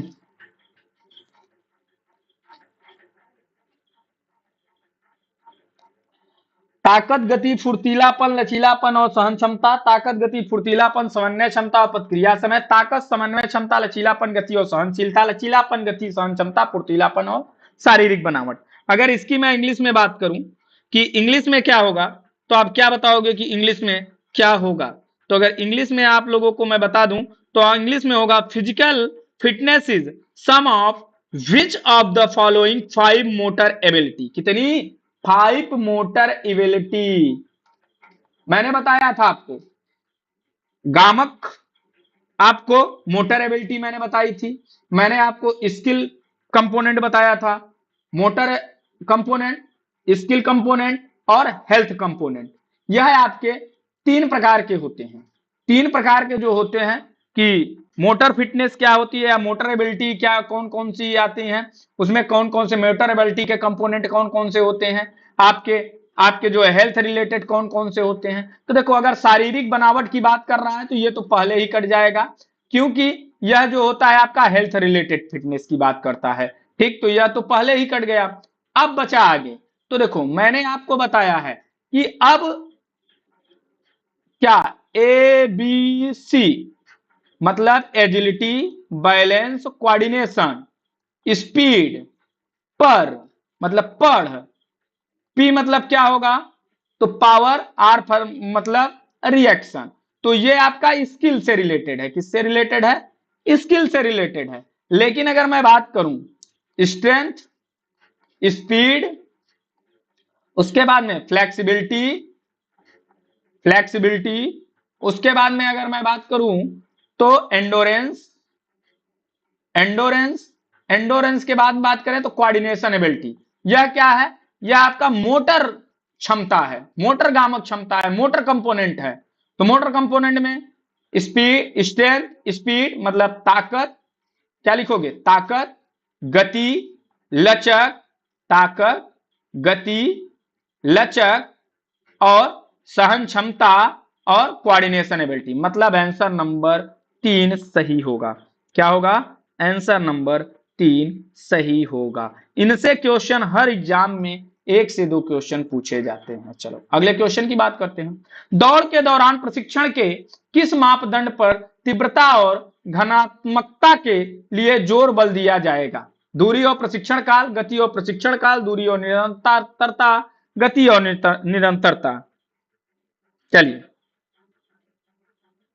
बिल्कुल रिमझिम सिंह जी, स्पोर्ट ट्रेनिंग की है, आपकी टेस्ट मेजरमेंट की है, आपकी रिस्पायरेटरी सिस्टम की है, आपकी जो है जितना भी है डाइजेस्टिव सिस्टम की है, आपकी जो है कैंसियोलॉजी एंड बायोमैकेनिक्स की है, आपकी योगा की है, आपकी डोपिंग की है, जितनी भी आपकी ज्यादातर क्लासेस मैंने करा, जितनी भी परिभाषाएं हैं, शारीरिक शिक्षा क्या है वो है, शारीरिक शिक्षा का इतिहास क्या है वह है आपका, ये सारी चीजें आपकी वहां पे हैं। ठीक है ना, कोई ऐसी चीज नहीं है जो नहीं है।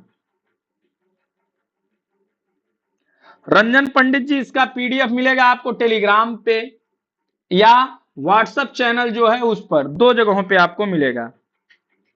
ठीक, अब देखो, इसको अगर जो लोग हिंदी में नहीं समझ पा रहे हैं उनको हम इंग्लिश में बता देते हैं क्या है। During running the performance of training load for intensity and volume will be. क्या होगा अगर मैं बात करूं कि दौड़ के प्रशिक्षण में, ट्रेनिंग में किस मापदंड पर तीव्रता मतलब इंटेंसिटी एंड ट्रेनिंग लोड मापदंड पर तीव्रता और घनत्व, ठीक है ना, पर बल दिया जाता है, वॉल्यूम पर बल दिया है, distance and duration of training, speed and आपका duration of training, distance and frequency, speed and frequency. दौड़ की बात कर रहा है कि किस पर होगा, तो याद रखना सबसे पहले अगर दौड़ की बात कर रहा है तो यहां पे गति आएगा, तो दूरी तो दोनों में है, जो जो दूरी उसको काट दो। अब गति के साथ साथ क्या आएगा आपका, तो गति के साथ साथ आप क्या बताओगे, प्रशिक्षण काल है और गति और निरंतरता है। तो जाहिर सी बात है जब आपको क्या होगा, आपका जब आपको दौड़ना होगा तो उस समय आप क्या करोगे, आप जो है क्या करोगे, तो ड्यूरेशन ऑफ ट्रेनिंग जो होता है, क्या होगा, ड्यूरेशन ऑफ ट्रेनिंग जो होगा वह आपका क्या करेगा, इस पर बल दिया जाता है कि आपने ट्रेनिंग कितना ली और स्पीड कितना की, क्योंकि दौड़ की बात कर रहा है। खैर स्पीड ऐसा है जो आनुवांशिक माना जाता है, क्योंकि स्पीड पे बहुत ज्यादा प्रभाव ट्रेनिंग का नहीं पड़ता है, लेकिन ट्रेनिंग काल आपने कितना ज्यादा समय दिया, आप देखोगे कि दौड़ने वाले को क्या किया जाता है, खूब दौड़ाया जाता है, कि वह उसको खूब ट्रेनिंग कराया जाता है, तब जाके थोड़ा बहुत उसकी क्या होती है, इनहेंस होती है। नहीं तो यह कहा जाता है दौड़ क्या है, दौड़ जो है यह आनुवांशिक है, इस पर बहुत ज्यादा ट्रेनिंग का प्रभाव नहीं पड़ता, इसलिए प्रशिक्षण काल पर ज्यादा टाइम दिया जाता है। ठीक है ना, तो याद रखना आंसर नंबर 2 होगा, गति और प्रशिक्षण काल, speed and duration of training. चलो अगले क्वेश्चन की बात करते हैं। अगला क्वेश्चन क्या कर रहा है, तीव्रता अंतराल प्रशिक्षण में प्रशिक्षण तीव्रता सुधार और धनात्मक होती है, धनात्मक नहीं होके यहां पे क्या होगा, आपका धनात्मक न होके यह होगा धनात्मक ही होगा, धनात्मक ही लिखा हुआ है, लेकिन यहाँ पे घनत्व होना चाहिए, घनात्मक होना चाहिए, क्योंकि यहाँ पे किसकी बात करता है, इंग्लिश में, क्योंकि अब देखो यही क्वेश्चन में मिस्टेक होता है और इंग्लिश से होता तो आप स्पष्ट रूप से देख लेते। क्या कर रहा है, in the intensive interval training, किसकी बात कर रहा है, तीव्रता अंतराल मतलब इंटेंसिव इंटरवल ट्रेनिंग की बात कर रहा है। Intensive interval training, intensity, recovery and volume will be, कि उसमें इंटेंसिटी कितनी होगी, रिकवरी कितनी होगी और वॉल्यूम कितनी होगी। मतलब यहां लिख low intensity, recovery and volume, यह कितना होगा। ऐसे क्वेश्चन आप एमआरएस में भी देखे होंगे।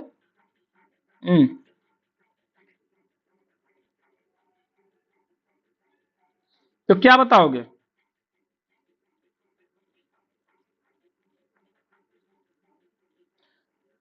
तो अगर मैं इसकी बात करूं, क्लास आप लोग इतने लोग देख रहे हो, अगर क्लास अच्छी लग रही हो,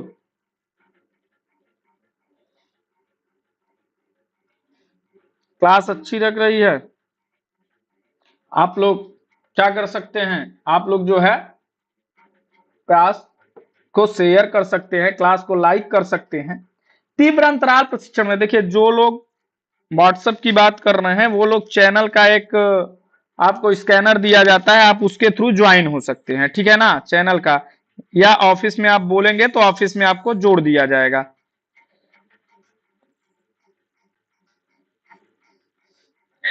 योगेंद्र कुमार जी, मैं अपनी शादी का इनविटेशन कार्ड आप लोगों को ग्रुप में जुड़ने की जरूरत नहीं है, मैं आके पब्लिकली अनाउंस कर दूंगा, कार्ड ले आके रख दूंगा, आप लोग सब मेरी शादी में चले आना। हाँ?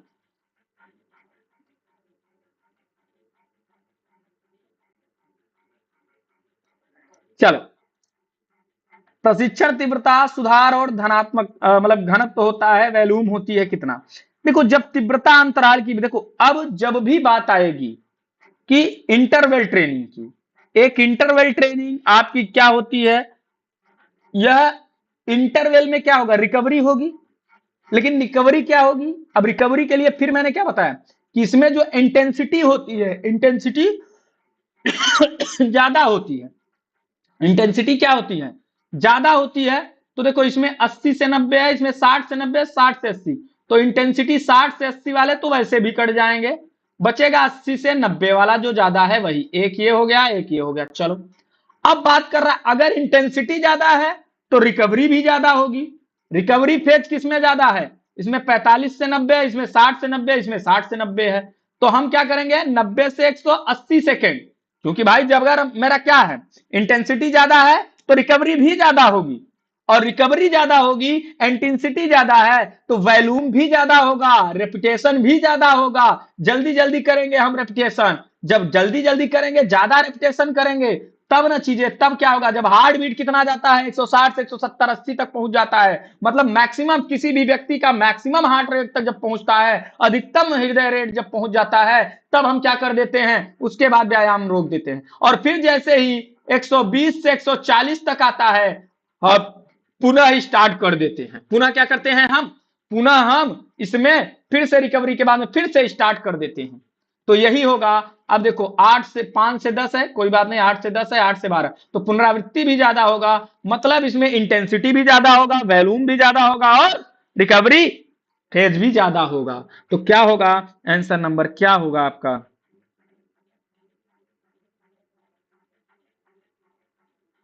हाँ सृष्टि जी, हम दूसरी शादी कर रहे हैं। ठीक है ना, हम दूसरी शादी कर रहे हैं। चलिए, आइए अगले क्वेश्चन पे। क्वेश्चन नंबर 18, क्या करें, एक से उब गए, अब दूसरी शादी कर रहे हैं। चलो, खेल प्रशिक्षण में माइक्रोसाइकिल और माइक्रोसाइकिल आर्क में कौन सी समय अवधि होगी, बताओ। 3 से 10 दिन और 3 से 7 सप्ताह, 2 से 3 महीने और 7 से 15 दिन, 3 से 4 महीने और 3 से 10 दिन, 3 से 7 दिन और 3 से 4 महीने, बताओ।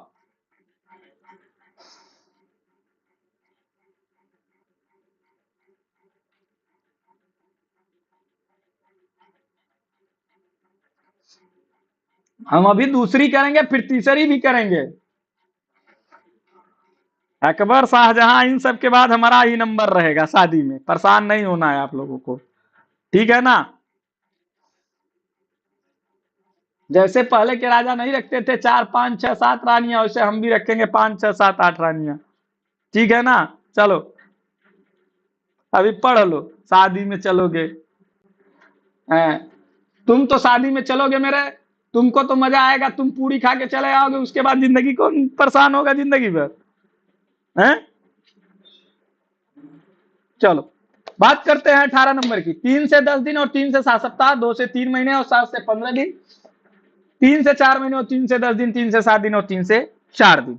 तो क्या होगा, तो याद रखना, सबसे पहले दिन वाला तो कट जाएगा, तो यह भी कट जाएगा, यह भी कट जाएगा, क्योंकि जो आपका माइक्रोसाइकिल होता है वह किसमें होता है, महीने में होता है। तो अब देखो, 2 से 3 महीने की बात करेंगे तो यह तो होगा नहीं, तो जाहिर सी बात है जो ज्यादा होगा वही होगा। तो कितना होगा, 3 से 4 महीना और 3 से 10 दिन, यही आपका आंसर हो जाएगा, आंसर नंबर सी हो जाएगा, ठीक है ना। चलो, अगले क्वेश्चन की हम बात करते हैं। इनमें से कौन सा खेल प्रशिक्षण सिद्धांत खेल प्रदर्शन के लिए नहीं है, इनमें से कौन सा खेल प्रशिक्षण सिद्धांत खेल प्रदर्शन के लिए नहीं है? भार अग्रण सिद्धांत, विशिष्ट अग्र गतिशीलता सिद्धांत, चक्रता प्रशिक्षण सिद्धांत, तकनीकी प्रशिक्षण सिद्धांत। अब इसको अगर आप हिंदी में पढ़ोगे ना तो रो दोगे, आंख से आंसू निकल आएंगे अगर आप हिंदी में पढ़ोगे तो चलो हम इसका इंग्लिश बता देते हैं। इंग्लिश बताते हैं आप लोगों को। विच of the following is not a principle of the sport training in performance sport? क्या होगा? Principle of progression of load, ये क्या है? प्रोग्रेशन, क्या होगा? Progression of load. विशिष्ट अग्रगतिशीलता की बात करें तो प्रोग्रेशन ऑफ प्रोग्रेसिव स्पेशलाइजेशन, क्या? प्रोग्रेसिव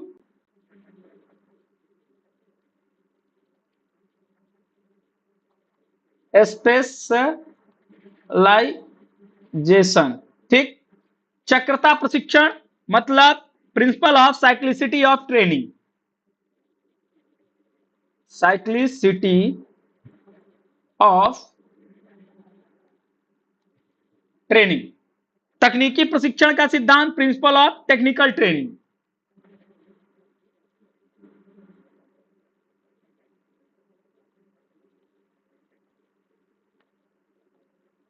ट्रेनिंग बताओ, अब तो समझ में आ गया होगा, इसीलिए बोलते हैं थोड़ा सा इंग्लिश पढ़ लो। बताओ क्या होगा?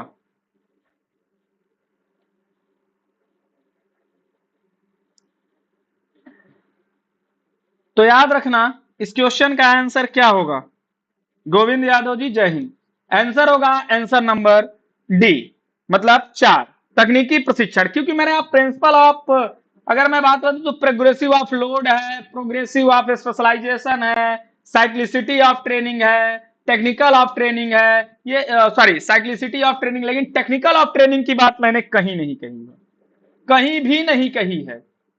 आप जाओगे पढ़ोगे तो वहां आपको मिल जाएगा। अगले क्वेश्चन की बात करते हैं। कौन सा कथन सही नहीं है? स्थिर बल घनीय सममितीय बल भी कहलाता है, गतिशील बल समस्थिति आइसोटोनिक बल भी कहलाता है, स्थिर बल गतिरोध पर काबू पा लेने की योग्यता है, तुलनात्मक बल बल क्षमता नहीं है। चलो इसको हम बताते हैं इंग्लिश में, क्योंकि हिंदी में यह समझ में नहीं आएगा। Which of the following is not correct? सबसे पहले क्या है? Not correct. स्थिर बल static strength is also known as isometric strength. सममिति को कहा जाता है, याद रखना, आइसोमेट्रिक स्ट्रेंथ।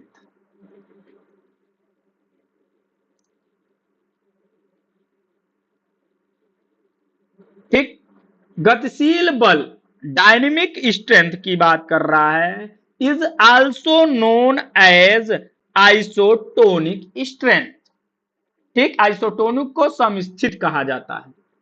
स्थिर बल static strength is the ability to overcome resistance. क्या कहता है?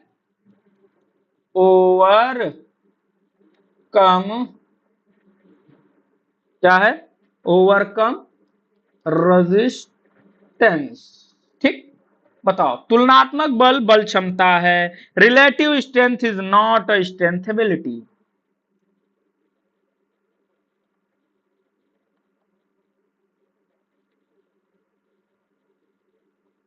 Strength is not a strength ability. ठीक, बताओ। अब तो बता दोगे तुम, अब तो बता दोगे भाई मेरे। चलो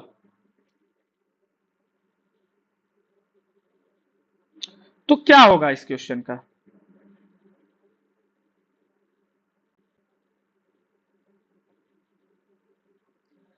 सर इसी का नाम तो जिंदगी जीना है, परेशान काहे के लिए होना। बिल्कुल। अब देखो, अगर मैं बात करूं तो कौन सा कथन सही नहीं है? देखो, स्थिर बल क्या कहलाता है? आइसोमेट्रिक बल कहलाता है। बिल्कुल, आइसो का मतलब होता है समान, मैट्रिक मतलब लंबाई। ठीक, मतलब मांसपेशियों की लंबाई जिसमें समान होती है उसको हम आइसोमेट्रिक कहते हैं, जिसमें आपकी लंबाई छोटी बड़ी होती हुई नहीं दिखाई देती है। जिसमें क्या होता है, जिसमें आप मांसपेशियां समान अवस्था में स्थिर रहती हैं। मतलब जैसे अगर आप डम्बल ऊपर कर लिए तो ऊपर करके रखे हैं, अगर आप दीवार को धक्का दे रहे हैं तो धक्का दे ही रहे हैं। मतलब जहां पे आप क्या कर रहे हैं कि जो आपकी क्या है, जो बल है वह बल इतना नहीं हो पा रही है कि जो चीज है वह अपनी जगह से हिल जाए, अपनी जगह ही वो रहेगी। उसी को हम बोलते हैं आइसोमेट्रिक स्ट्रेंथ बोलते हैं।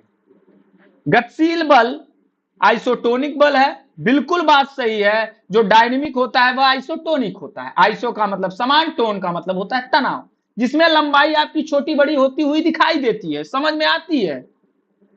जैसे आप डम्बल उठा रहे हो तो बार बार क्या कर रहे हो, एक बार मोड़ रहे हो एक बार फैला रहे हो, तो मसल आपकी वह क्या हो रही, एक बार एक्सटेंड हो रही है, एक बार क्या हो रही है, छोटी हो रही है। उसी प्रकार से स्थिर बल गतिरोध पर काबू पा लेना है। मतलब आइसोमेट्रिक स्ट्रेंथ जो होती है ओवरकम टू रेजिस्टेंस, नहीं भाई, ओवरकम टू रेजिस्टेंस नहीं होता है। मैंने बताया ना, दीवार को धक्का देना, तो दीवार को तुम धक्का दोगे तो क्या तुम उसको उठा के फेंक दोगे, उससे ज्यादा बल लगाओगे? नहीं। तो यही इसका आंसर होगा। तुलनात्मक बल बल क्षमता नहीं है, बिल्कुल बात सही है। तुलनात्मक बल बल क्षमता नहीं है, यह भी बात सही है। तो इसका आंसर क्या हो जाएगा? इसका आंसर हो जाएगा आपका कि static strength is the ability to overcome resistance. क्या होगा? ओवरकम रेजिस्टेंस होगा, याद रखना। जाके जब आप पढ़ोगे इसकी परिभाषा तो आपको समझ में आ जाएगा। चलो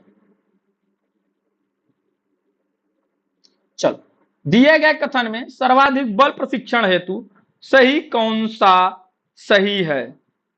हेतु सही कौन सा सही है? चलो, केंद्रित गतिशील विधि से में भारी प्रतिरोध पर पुनरावृत्ति द्वारा काबू पाया जा सकता है। गतिशील धीमी विषम केंद्रीय विधि में 120% लगभग तीव्रता रखी जाती है। बताओ क्या होगा?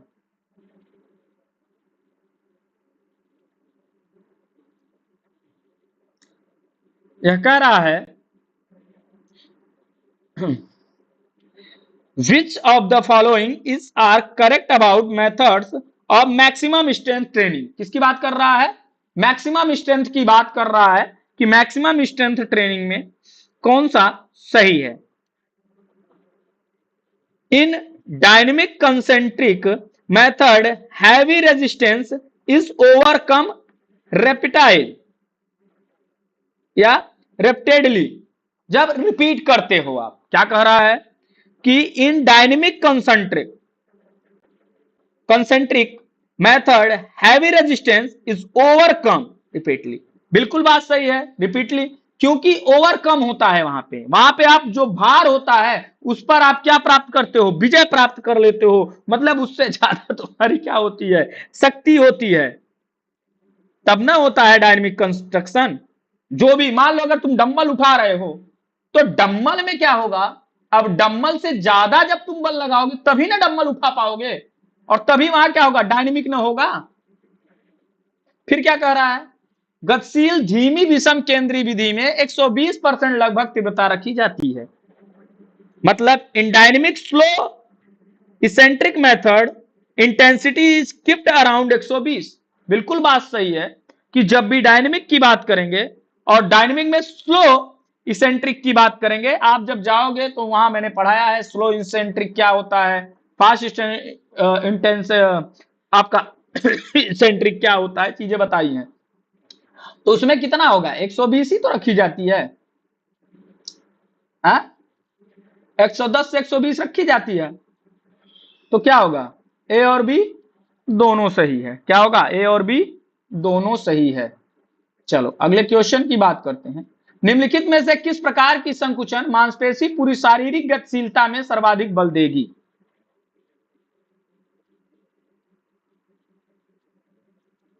इन which of the following type of contraction muscle applies maximal force throughout the range of movement? Isometric, isotonic, isokinetic, static muscle construction.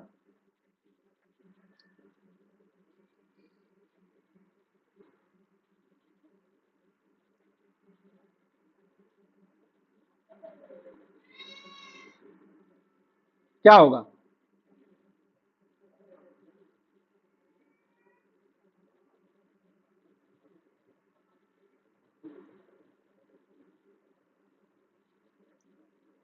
Sir आप सामने आके पढ़ाते हैं, ज्यादा समझ आता है।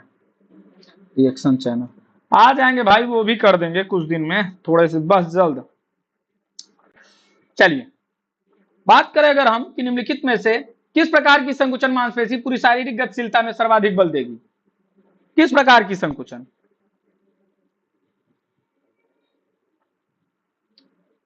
Isotonic, isometric, isokinetic, static muscle construction.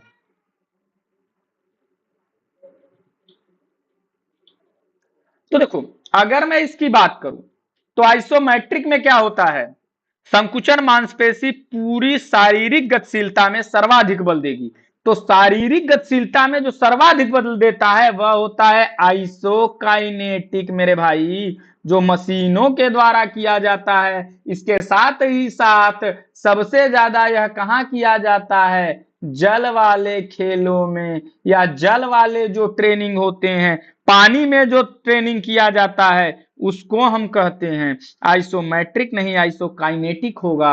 Isokinetic जो होता है वह मशीन और उसकी सहायता से किया जाता है, और इसमें जो होगा आपका आंसर यही सही होगा।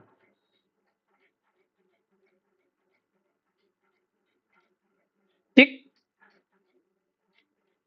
क्योंकि आइसोकाइनेटिक में क्या होता है, जब मशीन जैसे चप्पू चलाना, एक ही तरह क्या करना, तैरना, ये सब चीजें, मतलब पानी वाला जो गेम होता है उसमें क्या होता है, बल ज्यादा ना लगाना पड़ता है अपेक्षाकृत और ओके। तो यही होता है जो आइसोकाइनेटिक होता है, या ज्यादातर जल वाले खेलों में उपयोग किया जाता है, या जल वाले व्यायाम इसमें किए जाते हैं। हाँ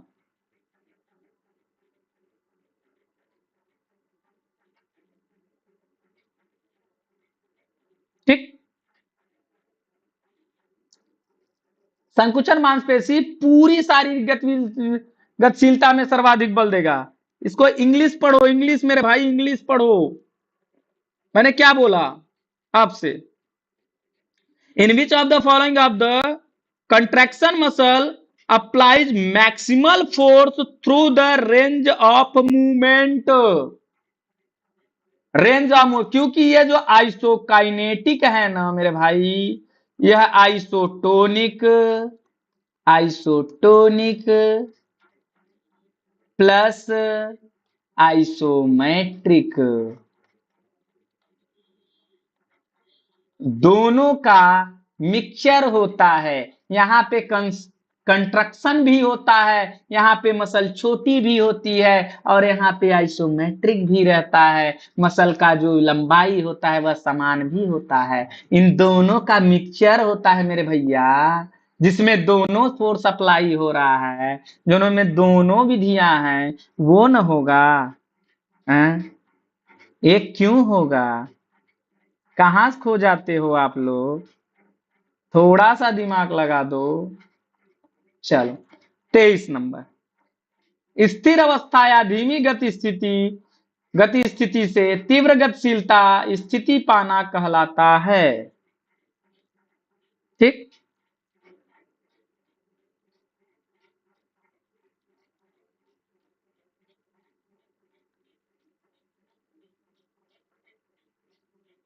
क्या कर रहा है, the ability to achieve high speed of the iso sorry high speed of locomotion from the stationary position or from a slow moving position known as movement speed।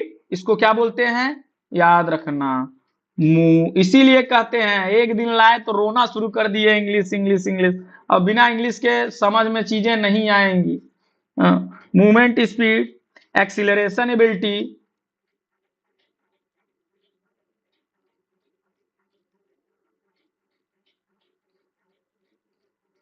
Ability, उसके बाद में क्या है, लोकोमोटर एबिलिटी,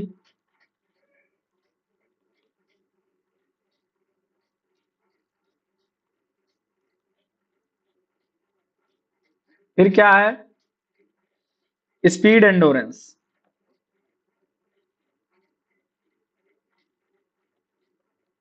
ठीक, स्थिर अवस्था या धीमी गति स्थिति से तीव्र गति स्थिति। अब देखो, बाइक चलाते हो, बाइक चलाते हो ना आप लोग, बाइक चलाते हो तो क्या करते हो, बाइक आपकी खड़ी रहती है, आप किक मारते हो, बाइक स्टार्ट होती है, और जैसे ही बाइक स्टार्ट होती है, जैसे ही बाइक आपकी स्टार्ट होगी, वैसे ही आप क्या करते हो, आप चल देते हो। और जब आप चलना शुरू करते हो तो क्या होता है कि पहले धीरे धीरे एक्सीलरेटर खींचते हो, फिर क्या करते हो, जाए दो 120 के रफ्तार में। अभी तो आप लोगों की अवस्था हो गई है, आप लोग उतना 120 की रफ्तार में नहीं जाओगे, क्योंकि आपको अब समाज दुनिया सब कुछ सोचना पड़ जाता है। लेकिन एक नए उम्र के बच्चे को देखो ना, मारता है एकदम, जगह से लगेगा उड़ान भर देगा वो। अब बाइक को बाइक नहीं, हेलीकॉप्टर बना देगा, उड़ाना चाह रहा है, उड़ नहीं पा रही है, क्या करे, मजबूर है। हाँ? महेश राजपूत जी, सर मुझे हिंदी में क्वेश्चंस नहीं आते। आ जाएगा, धीरे धीरे चीजें आ जाती हैं। कहीं कहीं हिंदी का भी फायदा है, कुछ क्वेश्चंस इंग्लिश में नहीं समझ में आते तो वो हिंदी में स्पष्ट रूप से समझ में आने लगते हैं। ठीक है ना, तो उसका भी अपना फायदा है। तो याद रखना क्या कह रहा है, तो यह होगा जब जीरो से हीरो तक पहुंचना है तो जीरो टू हीरो होता है एक्सीलरेशन एबिलिटी। क्या होती है, एक्सीलरेशन एबिलिटी होती है। ठीक, चलो अगले क्वेश्चन की बात करते हैं। क्वेश्चन नंबर 24, फाटलैग प्रशिक्षण विधि में के विषय में कौन सा कथन सही नहीं है। गति या वेग पूर्व नियोजित नहीं होता है, इसमें कुल मूल्य और समय अंतराल सहनशीलता सुधार परिवर्तनशीलता वेग विधि के अनुरूप समान होता है। इसमें प्रशिक्षण के दौरान हृदय गति परिवर्तनशीलता 120 से 140 धड़कन प्रति मिनट होता है। खिलाड़ी प्रशिक्षण के दौरान स्वतः अपनी गति मैदान वातावरण व अनुभूति के अनुसार बदलता है। बताओ क्या होगा।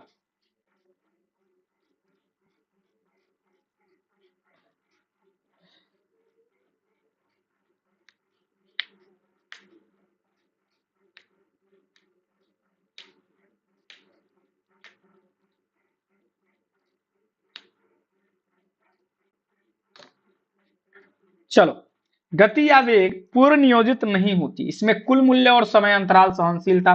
तो देखो, फाटलैग प्रशिक्षण की अगर मैं बात करूं तो फाटलैग प्रशिक्षण के विषय में मैंने बहुत, हर बार वही चीजें बताता हूं, अब आज नहीं बताऊंगा कि ये होता है गोस्टा होल्मर, ये वो दुनियादारी बता चुका। अब इसमें समझने की बात है, मैंने आपको बताया इसमें क्या नहीं होता, इसमें गति वेग पूर्व नियोजित नहीं होती है। इसमें क्या होगा, व्यक्ति जैसे चाह रहा है, पता चला प्लेन मैदानी भाग पे जा रहा है, फिर पता चला उसको पहाड़ आ गए, फिर पहाड़ से फिर मैदानी भाग में, फिर पता चला यहाँ कीचड़ आ गया। क्या आ गया, कीचड़ आ गया। तो यहाँ मैदान में स्पीड तेज, यहाँ थोड़ा स्लो, यहाँ फिर नीचे आ गया तेज, यहाँ स्लो, यहाँ तेज, यहाँ पता चला कीचड़ आ गया तो फिर स्लो हो गया। फिर पता चला कि क्या हो गया, कंकड़ीली पथरीली जमीन आ गई, फिर यहाँ फिर पता चला पानी आ गया, पानी में दौड़ने लगा। तो मतलब यह क्या होता है, बदलता रहता है, तो उसके अनुसार क्या होता है, गति में भी परिवर्तन होता है। तो गति क्या नहीं होती, पूर्व नियोजित नहीं होती है, यह बात सही है। इसमें कुल मूल्य और समय अंतराल सहनशीलता सुधार परिवर्तनशीलता के वेग विधि के अनुरूप समान होता है। क्या होता है, वेग विधि के समान होता है। ठीक, तो यह भी बात सही है कि इसमें कुल मूल्य और समय अंतराल सहनशीलता और सुधार परिवर्तनशीलता वेग विधि के अनुरूप समान होता है। बिल्कुल, यह क्या होता है, यह एंडोरेंस की बात करता है, एंडोरेंस के ही लिए यह बात करता है। अंतराल प्रशिक्षण होता है आपका इंटरवल ट्रेनिंग। हाँ, इसमें कुल मूल्य और समय अंतराल, समय अंतराल कहने का मतलब यह है कि जो समय का गैप होता है वह, सहनशीलता सुधार परिवर्तनशीलता। तो फाटलैग से क्या सुधार करते हो आप, सहनशीलता को ही ना बताते हो। हाँ, बार बार बताया जाता है। सहनशीलता को विकसित करने के लिए एक और अच्छा मेथड है, कॉन्टिन्यूअस मेथड, वह भी सहनशीलता के ही लिए है। लेकिन आपका फाटलैग की बात करते हैं तो फाटलैग भी किसके लिए होता है, सहनशीलता के ही लिए होता है।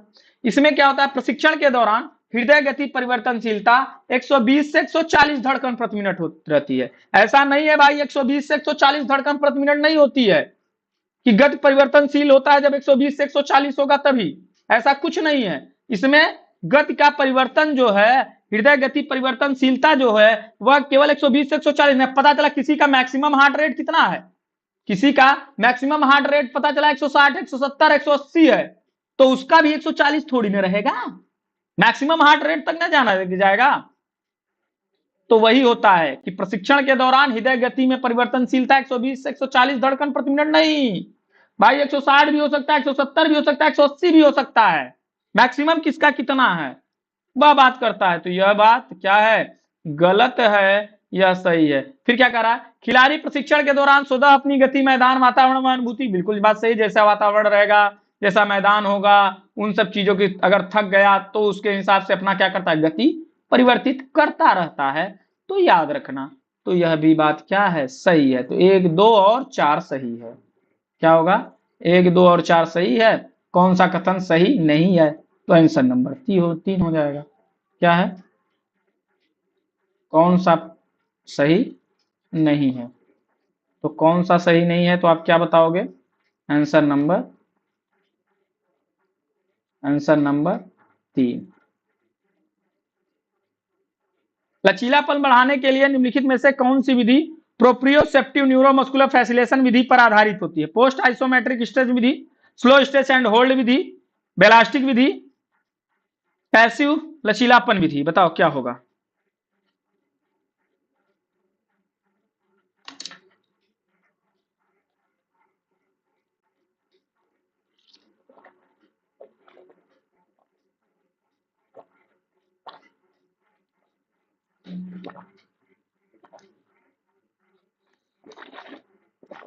चलो भाई बताओ।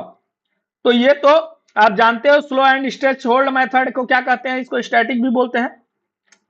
इसमें स्थिर करते हैं, थोड़ी देर क्या करते हैं हम, फैलाते हैं जितना भी आप मैक्सिमम इसका रेंज होगा, उसके बाद में थोड़ी देर रोक के रखते हैं।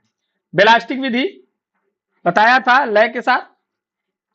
पैसिव मतलब किसी बाहरी सहायता से जो हम करते हैं। पोस्ट आइसोमेट्रिक को बात करते हैं तो ये होता है प्रोप्रियोसेप्टिव न्यूरोमस्कुलर फैसिलेशन, यही होता है, ये एक अच्छा खिलाड़ी ही करता है, ये कोई नॉर्मल इंसान को नहीं कराया जाता है फ्लेक्सिबिलिटी को विकसित करने। इससे फ्लेक्सिबिलिटी सबसे ज्यादा विकसित होती है, फ्लेक्सिबिलिटी विकसित करने का सबसे अच्छा विधि होता है, लेकिन इसमें जो है चोट की भी सबसे ज्यादा संभावना होती है। इसमें जो है आपका जो चोट होता है, चोट की भी सबसे ज्यादा संभावना इसी में होती है, पोस्ट आइसोमेट्रिक स्ट्रेच विधि में ही होती है, याद रखना। इसमें एक कुशल जो खिलाड़ी होता है वही करता है। किस विधि से लंबे समय तक सहनशीलता बढ़ाने की क्रियाकलाप 10 से 35 मिनट में ऊर्जा उत्पन्न करेगी? Aerobic 68%, glycolysis 30%, lactic acid 2%, aerobic 80, glycolysis 15, lactic acid 5%, aerobic 90, glycolysis 8% और लैक्टिक एसिड 2%, एरोबिक 85, ग्लाइकोलिसिस 10% और लैक्टिक एसिड 5%। मतलब कितने जो है 10 से 35 मिनट के ऊर्जा उत्पन्न होती है, तो उसमें सबसे ज्यादा किससे ऊर्जा उत्पन्न होती है, इसकी बात कर रहा है। चलो बताओ। क्वेश्चन अगर अच्छे हो तो क्लास यार तुम लोग शेयर नहीं करते, मजा नहीं आता है। सॉरी, कहां पहुंच गए हम। चलो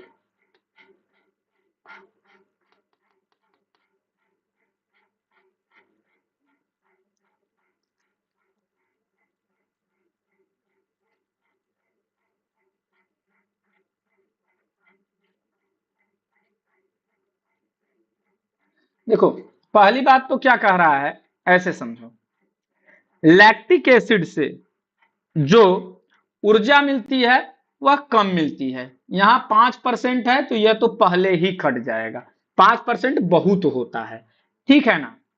अब फिर बात कर रहा है ग्लाइकोलिसिस से 8%, तो भाई गलत है, ग्लाइकोलिसिस से 8% ऊर्जा कभी भी नहीं, यह कम है।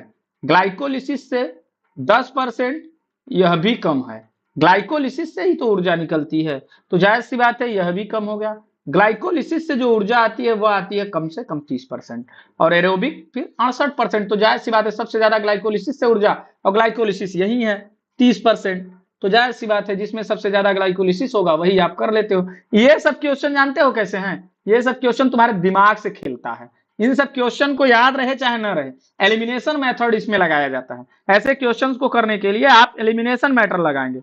सतीश यदुवंशी जी गुड इवनिंग, ठीक है ना। ऐसे क्वेश्चंस के लिए एलिमिनेशन मेथड चलते हैं, आप एलिमिनेशन को देखोगे, एलिमिनेट करके आंसर इन सबका निकल आता है, ठीक है ना। चलो अगले क्वेश्चन की ओर चलते हैं। अगला क्वेश्चन कह रहा है 27 नंबर, इनमें कौन सा कथन कार्बोहाइड्रेट के, क्या कह रहा है, इनमें कौन सा कथन कार्बोहाइड्रेट के भार के विषय में सही नहीं है? यह तब प्रभावशाली होता है यदि प्रतियोगिता में से 2-3 घंटे पूर्व भारी मात्रा वाली कार्बोहाइड्रेट खुराक ली जाए। यह प्रदर्शन में सहन शक्ति के लिए प्रभावकारी है। यह 30 मिनट से अधिक वाले क्रियाकलाप इवेंट के लिए प्रभावी है। यह मांसपेशियों में ग्लाइकोजन बढ़ाकर उसमें पानी की मात्रा बढ़ाता है। क्या होगा? और इसमें पूछा क्या है, कौन सा सही नहीं है?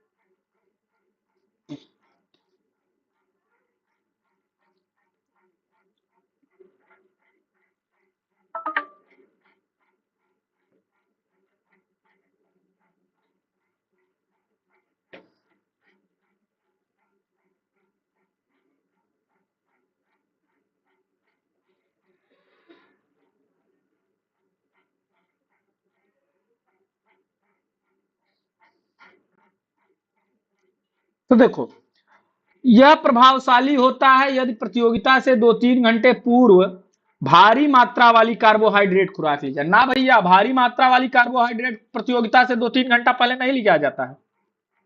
हाँ, ये कार्बोहाइड्रेट भार के विषय में कार्बोहाइड्रेट लोडिंग की बात करता है। किसकी? कार्बोहाइड्रेट लोडिंग की बात करता है कि कार्बोहाइड्रेट लोडिंग के विषय में कौन सा सही नहीं है। तो यह तब प्रभावशाली होता है या फिर देखो हम क्यों लेते हैं कार्बोहाइड्रेट। हम कार्बोहाइड्रेट लोडिंग जो भी सहनशीलता वाले होते हैं खेल, उनमें हम लेते हैं, क्योंकि कार्बोहाइड्रेट अगर रहेगा, एनर्जी रहेगी, तो हम ज्यादा देर तक क्या करेंगे? कार्य करेंगे। अगर एनर्जी कम रहेगी तो हम ज्यादा देर तक कार्य नहीं कर पाएंगे। तो जाहिर सी बात है हम क्या करेंगे, एनर्जी जिसमें हमको ज्यादा लेनी होती है वो ऐसे खेलों में हम करते हैं, मतलब जो सहन शक्ति वाले खेल होते हैं। तो यह तो बात सही है, सहन शक्ति और सहन शक्ति वाली खेल है। अब पता चला क्या है, हम जब भी कार्बोहाइड्रेट लोडिंग की बात करते हैं तो वहां सबसे पहले हम क्या करते हैं, पहले व्यक्ति को खूब एक्सरसाइज कराते हैं। एक्सरसाइज क्यों कराते हैं? क्योंकि उसका जो फैट है वह फैट कम हो, फैट कम हो, और फैट के साथ साथ उसका जो भी है एनर्जी थोड़ा सा कम हो। तो जब एनर्जी कम होगी, फैट लॉस होगा, तो फैट लॉस होगा, उसके बाद में उसको क्या करेंगे, हम उसको पूर्ति करने के लिए कार्बोहाइड्रेट देंगे। वह कार्बोहाइड्रेट क्या करेगा, वह स्टोर करेगा। तो यह होता है, ठीक। और वह 2-3 घंटा पहले नहीं मेरे भाई, कम से कम 4 हाँ हाँ। तो बात करें अगर हम उसके बाद में, यह 30 मिनट से अधिक वाले क्रियाकलाप, बिल्कुल जायज सी बात है, सहनशीलता वाले खेल है तो भाई 30 मिनट से अधिक का समय रहेगा। हाँ, यह मांसपेशियों में ग्लाइकोजन बढ़ाकर उनमें पानी की मात्रा बढ़ाता है। यह भी बात सही है, यह भी बात सही है आपका। तो इसका आंसर क्या हो जाएगा? इसका आंसर हो जाएगा आपका ए नंबर। क्या हो जाएगा? ए नंबर। क्योंकि यह जो है प्रतियोगिता के 2-3 घंटा पहले नहीं लेते हैं हम, कम से कम 6 से 7 घंटा, कितना? 6 से 7 घंटा पहले हम इसको लेते हैं, स्टोर करते हैं, और इसको स्टोर करने के बाद फिर हम एक्सरसाइज नहीं कराते हैं कि पता चला फिर से ऊर्जा लॉस हो जाए, ठीक है ना। तो इसीलिए बोला जाता है 6 से 7 घंटा पहले हम लेते हैं, कम से कम 5 से 6। अगर कहीं 6 से 7 नहीं दिया है तो कम से कम 5 से 6 घंटा पहले हम लेते हैं, 2 से 3 घंटा पहले हम नहीं लेते। बिल्कुल, कार्बोहाइड्रेट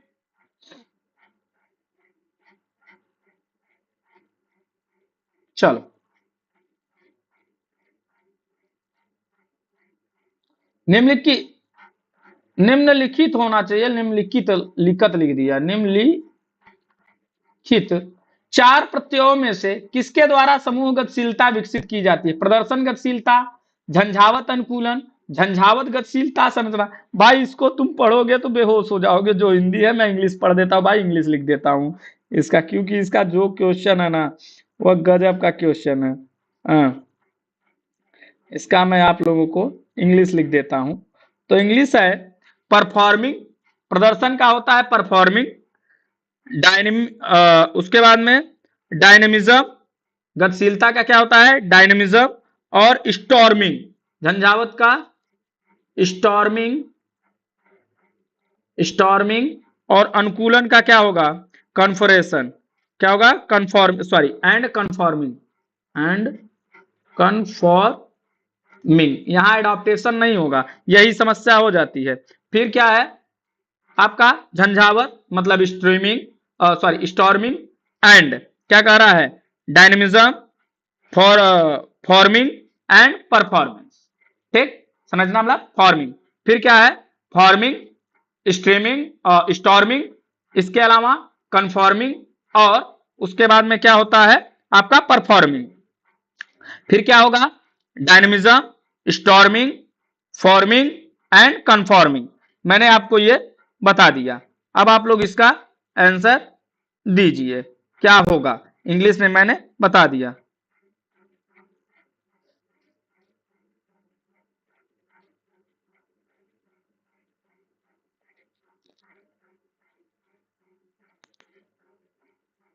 स्टॉर्मिंग भैया सतीश जी, मैंने बता दिया।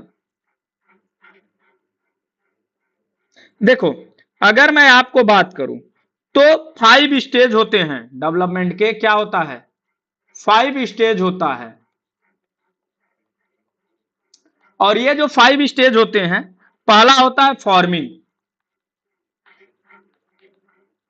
दूसरा होता है स्टॉर्मिंग, तीसरा होता है नॉर्मिंग, और चौथा होता है परफॉर्मिंग, और पांचवा होता है अर्जर्निंग।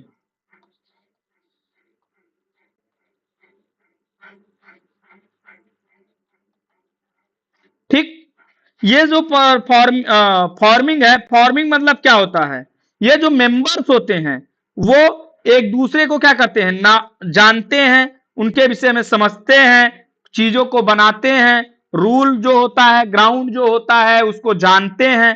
ठीक, स्टॉर्मिंग में क्या होता है, जो मेंबर्स होते हैं वो come to resist control of group leader, जो ग्रुप को क्या करता है कंट्रोल करता है, एंड शो हॉस्टिलिटी, जो क्या करता है ग्रुप को कंट्रोल करने का काम करता है। फिर क्या आता है नॉर्मिंग, नॉर्मिंग में क्या होता है मेंबर वर्क टुगेदर, एक दूसरे के साथ क्या करते हैं हम मिलते जुलते हैं, मिलजुल के क्या करते हैं काम को आगे बढ़ाते हैं, उस काम को करते हैं। इसके अलावा developing close relationship and feeling of काम रेडियस, मतलब एक दूसरे के साथ सहयोग करते हैं, प्यार से मोहब्बत से चीजों को क्या करते हैं आगे बढ़ाते हैं, उन चीजों को क्या करते हैं। परफॉर्मिंग क्या होता है, ग्रुप मेंबर्स एक साथ काम करते हैं, जो परफॉर्म करते हैं, जो काम है उसको करते हैं। और जर्निंग में क्या होता है, ग्रुप में dissolve either after meeting their goals और द बिकॉज मेंबर लीव। कहने का मतलब जब काम पूर्ण हो जाता है तो अर्जर्निंग में क्या होता है, ग्रुप क्या होता है डिसॉल्व हो जाता है, ग्रुप टूट जाता है। ठीक, उसके बाद में क्या होता है सब अपने अपने जगह चले जाते हैं। तो इसमें क्या होगा आप क्या बताओगे, तो सबसे पहले होगा आपका क्या फॉर्मिंग, मतलब संरचना। तो फॉर्मिंग किसमें है सबसे पहले तीसरे में, तो यही होगा इसका आंसर। क्या होगा फॉर्मिंग होगा, फिर होगा स्टॉर्मिंग होगा, फिर नॉर्मिंग होगा, फिर क्या होगा परफॉर्मिंग होगा, फिर क्या होगा अर्जर्निंग होगा। समझ में आया कि नहीं, समझ में आ गया होगा। आंसर नंबर 3 हो गया।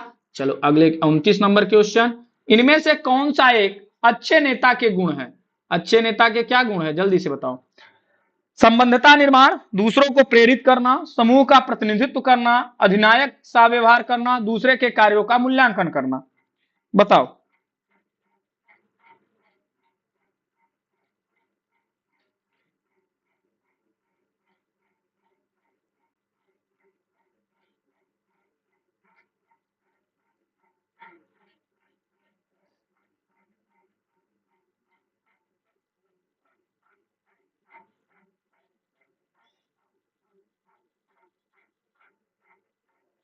सत्यवीर कुशवाहा जी क्या नहीं समझ में आया भाई।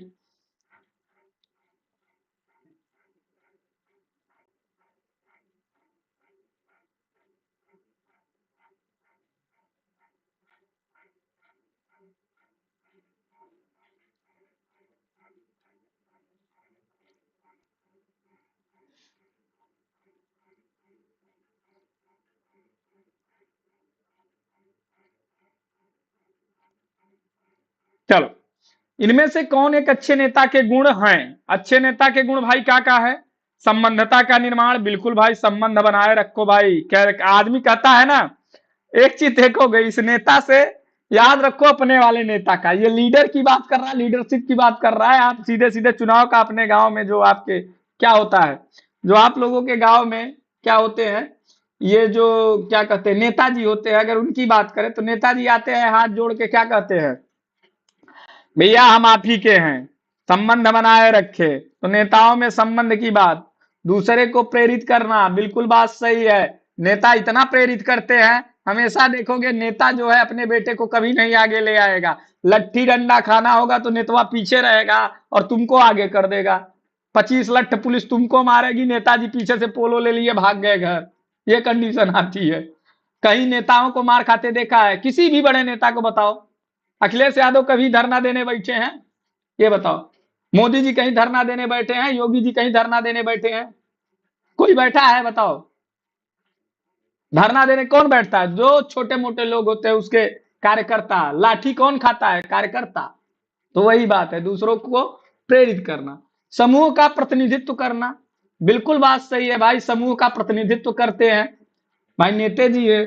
अधिनायक सा व्यवहार करना, अधिनायक कहने का मतलब यह होता है आपका कि जो आपका अधिनायक को हम यह कह सकते हैं, किसी के ऊपर क्या करना, तानाशाही रवैया अपनाना। अधिनायक का मतलब क्या होता है? तानाशाही रवैया अपनाना। तो ऐसा तो है नहीं कि तानाशाही आप करेंगे किसी के साथ। हाँ, डिक्टेटरशिप की बात करता है अधिनायक का मतलब। तो डिक्टेटरशिप नहीं भाई, जब देख लेते हो कि अब नेताजी ज्यादा कर रहे हैं तब नेताजी के खिलाफ मुर्दाबाद जिंदाबाद चालू हो जाता है। डिक्टेटरशिप नहीं होता है। दूसरे के कार्यों का मूल्यांकन, तो बात भाई यही है कि दूसरों के कार्यों का क्या करता है यह मूल्यांकन करता ही करता है। तो क्या होगा? ए बी सी और ई। तो कहां है ए बी सी और ई? नेताजी कितनों आईएएस कितनों पढ़ा लिखा रहा है, लेकिन नेताजी मूल्यांकन करने जाते हैं जिनको कुछ वो नहीं आता। समूह में सामाजिक संबंधों का वैज्ञानिक मापन कहलाता है cohesion, dynamic, sociometry, social dynamic. ये आज आपका आखिरी क्वेश्चन है। इस क्वेश्चन का आंसर आप हमें ऑफलाइन कमेंट करके जरूर दीजिएगा। उम्मीद है आप लोगों से नहीं देंगे तो इस क्वेश्चन का मैं आप लोगों को एज अ होमवर्क देता हूं। तो आज की क्लास को हम यहीं तक रखेंगे, कल फिर आप लोगों से मुलाकात करेंगे इसी प्रकार से अच्छे अच्छे क्वेश्चंस के साथ। तब तक के लिए लेंगे आप लोगों से विदा। इस क्वेश्चन का आंसर हमें ऑफलाइन जरूर दीजिएगा, मतलब कि ऑफलाइन कमेंट में जरूर करके दीजिएगा। तो चलिए आज की क्लास को यहीं तक रखते हैं, कल फिर आप लोगों से मुलाकात करेंगे। जो लोग नए हैं वो चैनल को सब्सक्राइब कर लें, अगर वीडियो अच्छी लगी हो तो लाइक कर दें, शेयर कर दें। इसके साथ ही साथ जो लोग हमारे साथ जुड़ना चाहते हैं वो 9628959237 या 8318489291 पे संपर्क कर सकते हैं। इसके साथ ही साथ जो लोग यूपी टीजीटी, एलटी, जीआईसी, इसके साथ ही साथ आपका बीपीएससी टीआरई 4 इन सब की तैयारी कर रहे हैं, हरियाणा टीजीटी, इसके अलावा आपका एमपी वर्ग 2, तो वो सब लोग तैयारी एकदम ईमानदारी के साथ करना शुरू कर दे। इसके साथ ही साथ हमारे यहाँ एकलव्य बैच है, एकलव्य बैच जो कि फ्री ऑफ कास्ट है, आपके लिए एकदम फ्री है, 0 रुपया पे। कितने रुपया पे? 0 फीस पे है, आप उसको भी ज्वाइन कर सकते हैं। तो चलिए आज की क्लास को यहीं तक रखते हैं। क्लास कैसी लगी बताइएगा जरूर, और तब तक के लिए लेंगे विदा। थैंक यू, धन्यवाद। जय हिंद, जय भारत, खुश रहिए, मस्त रहिए और तैयारी करते रहिए। जय हिंद, जय भारत, शुभ रात्रि।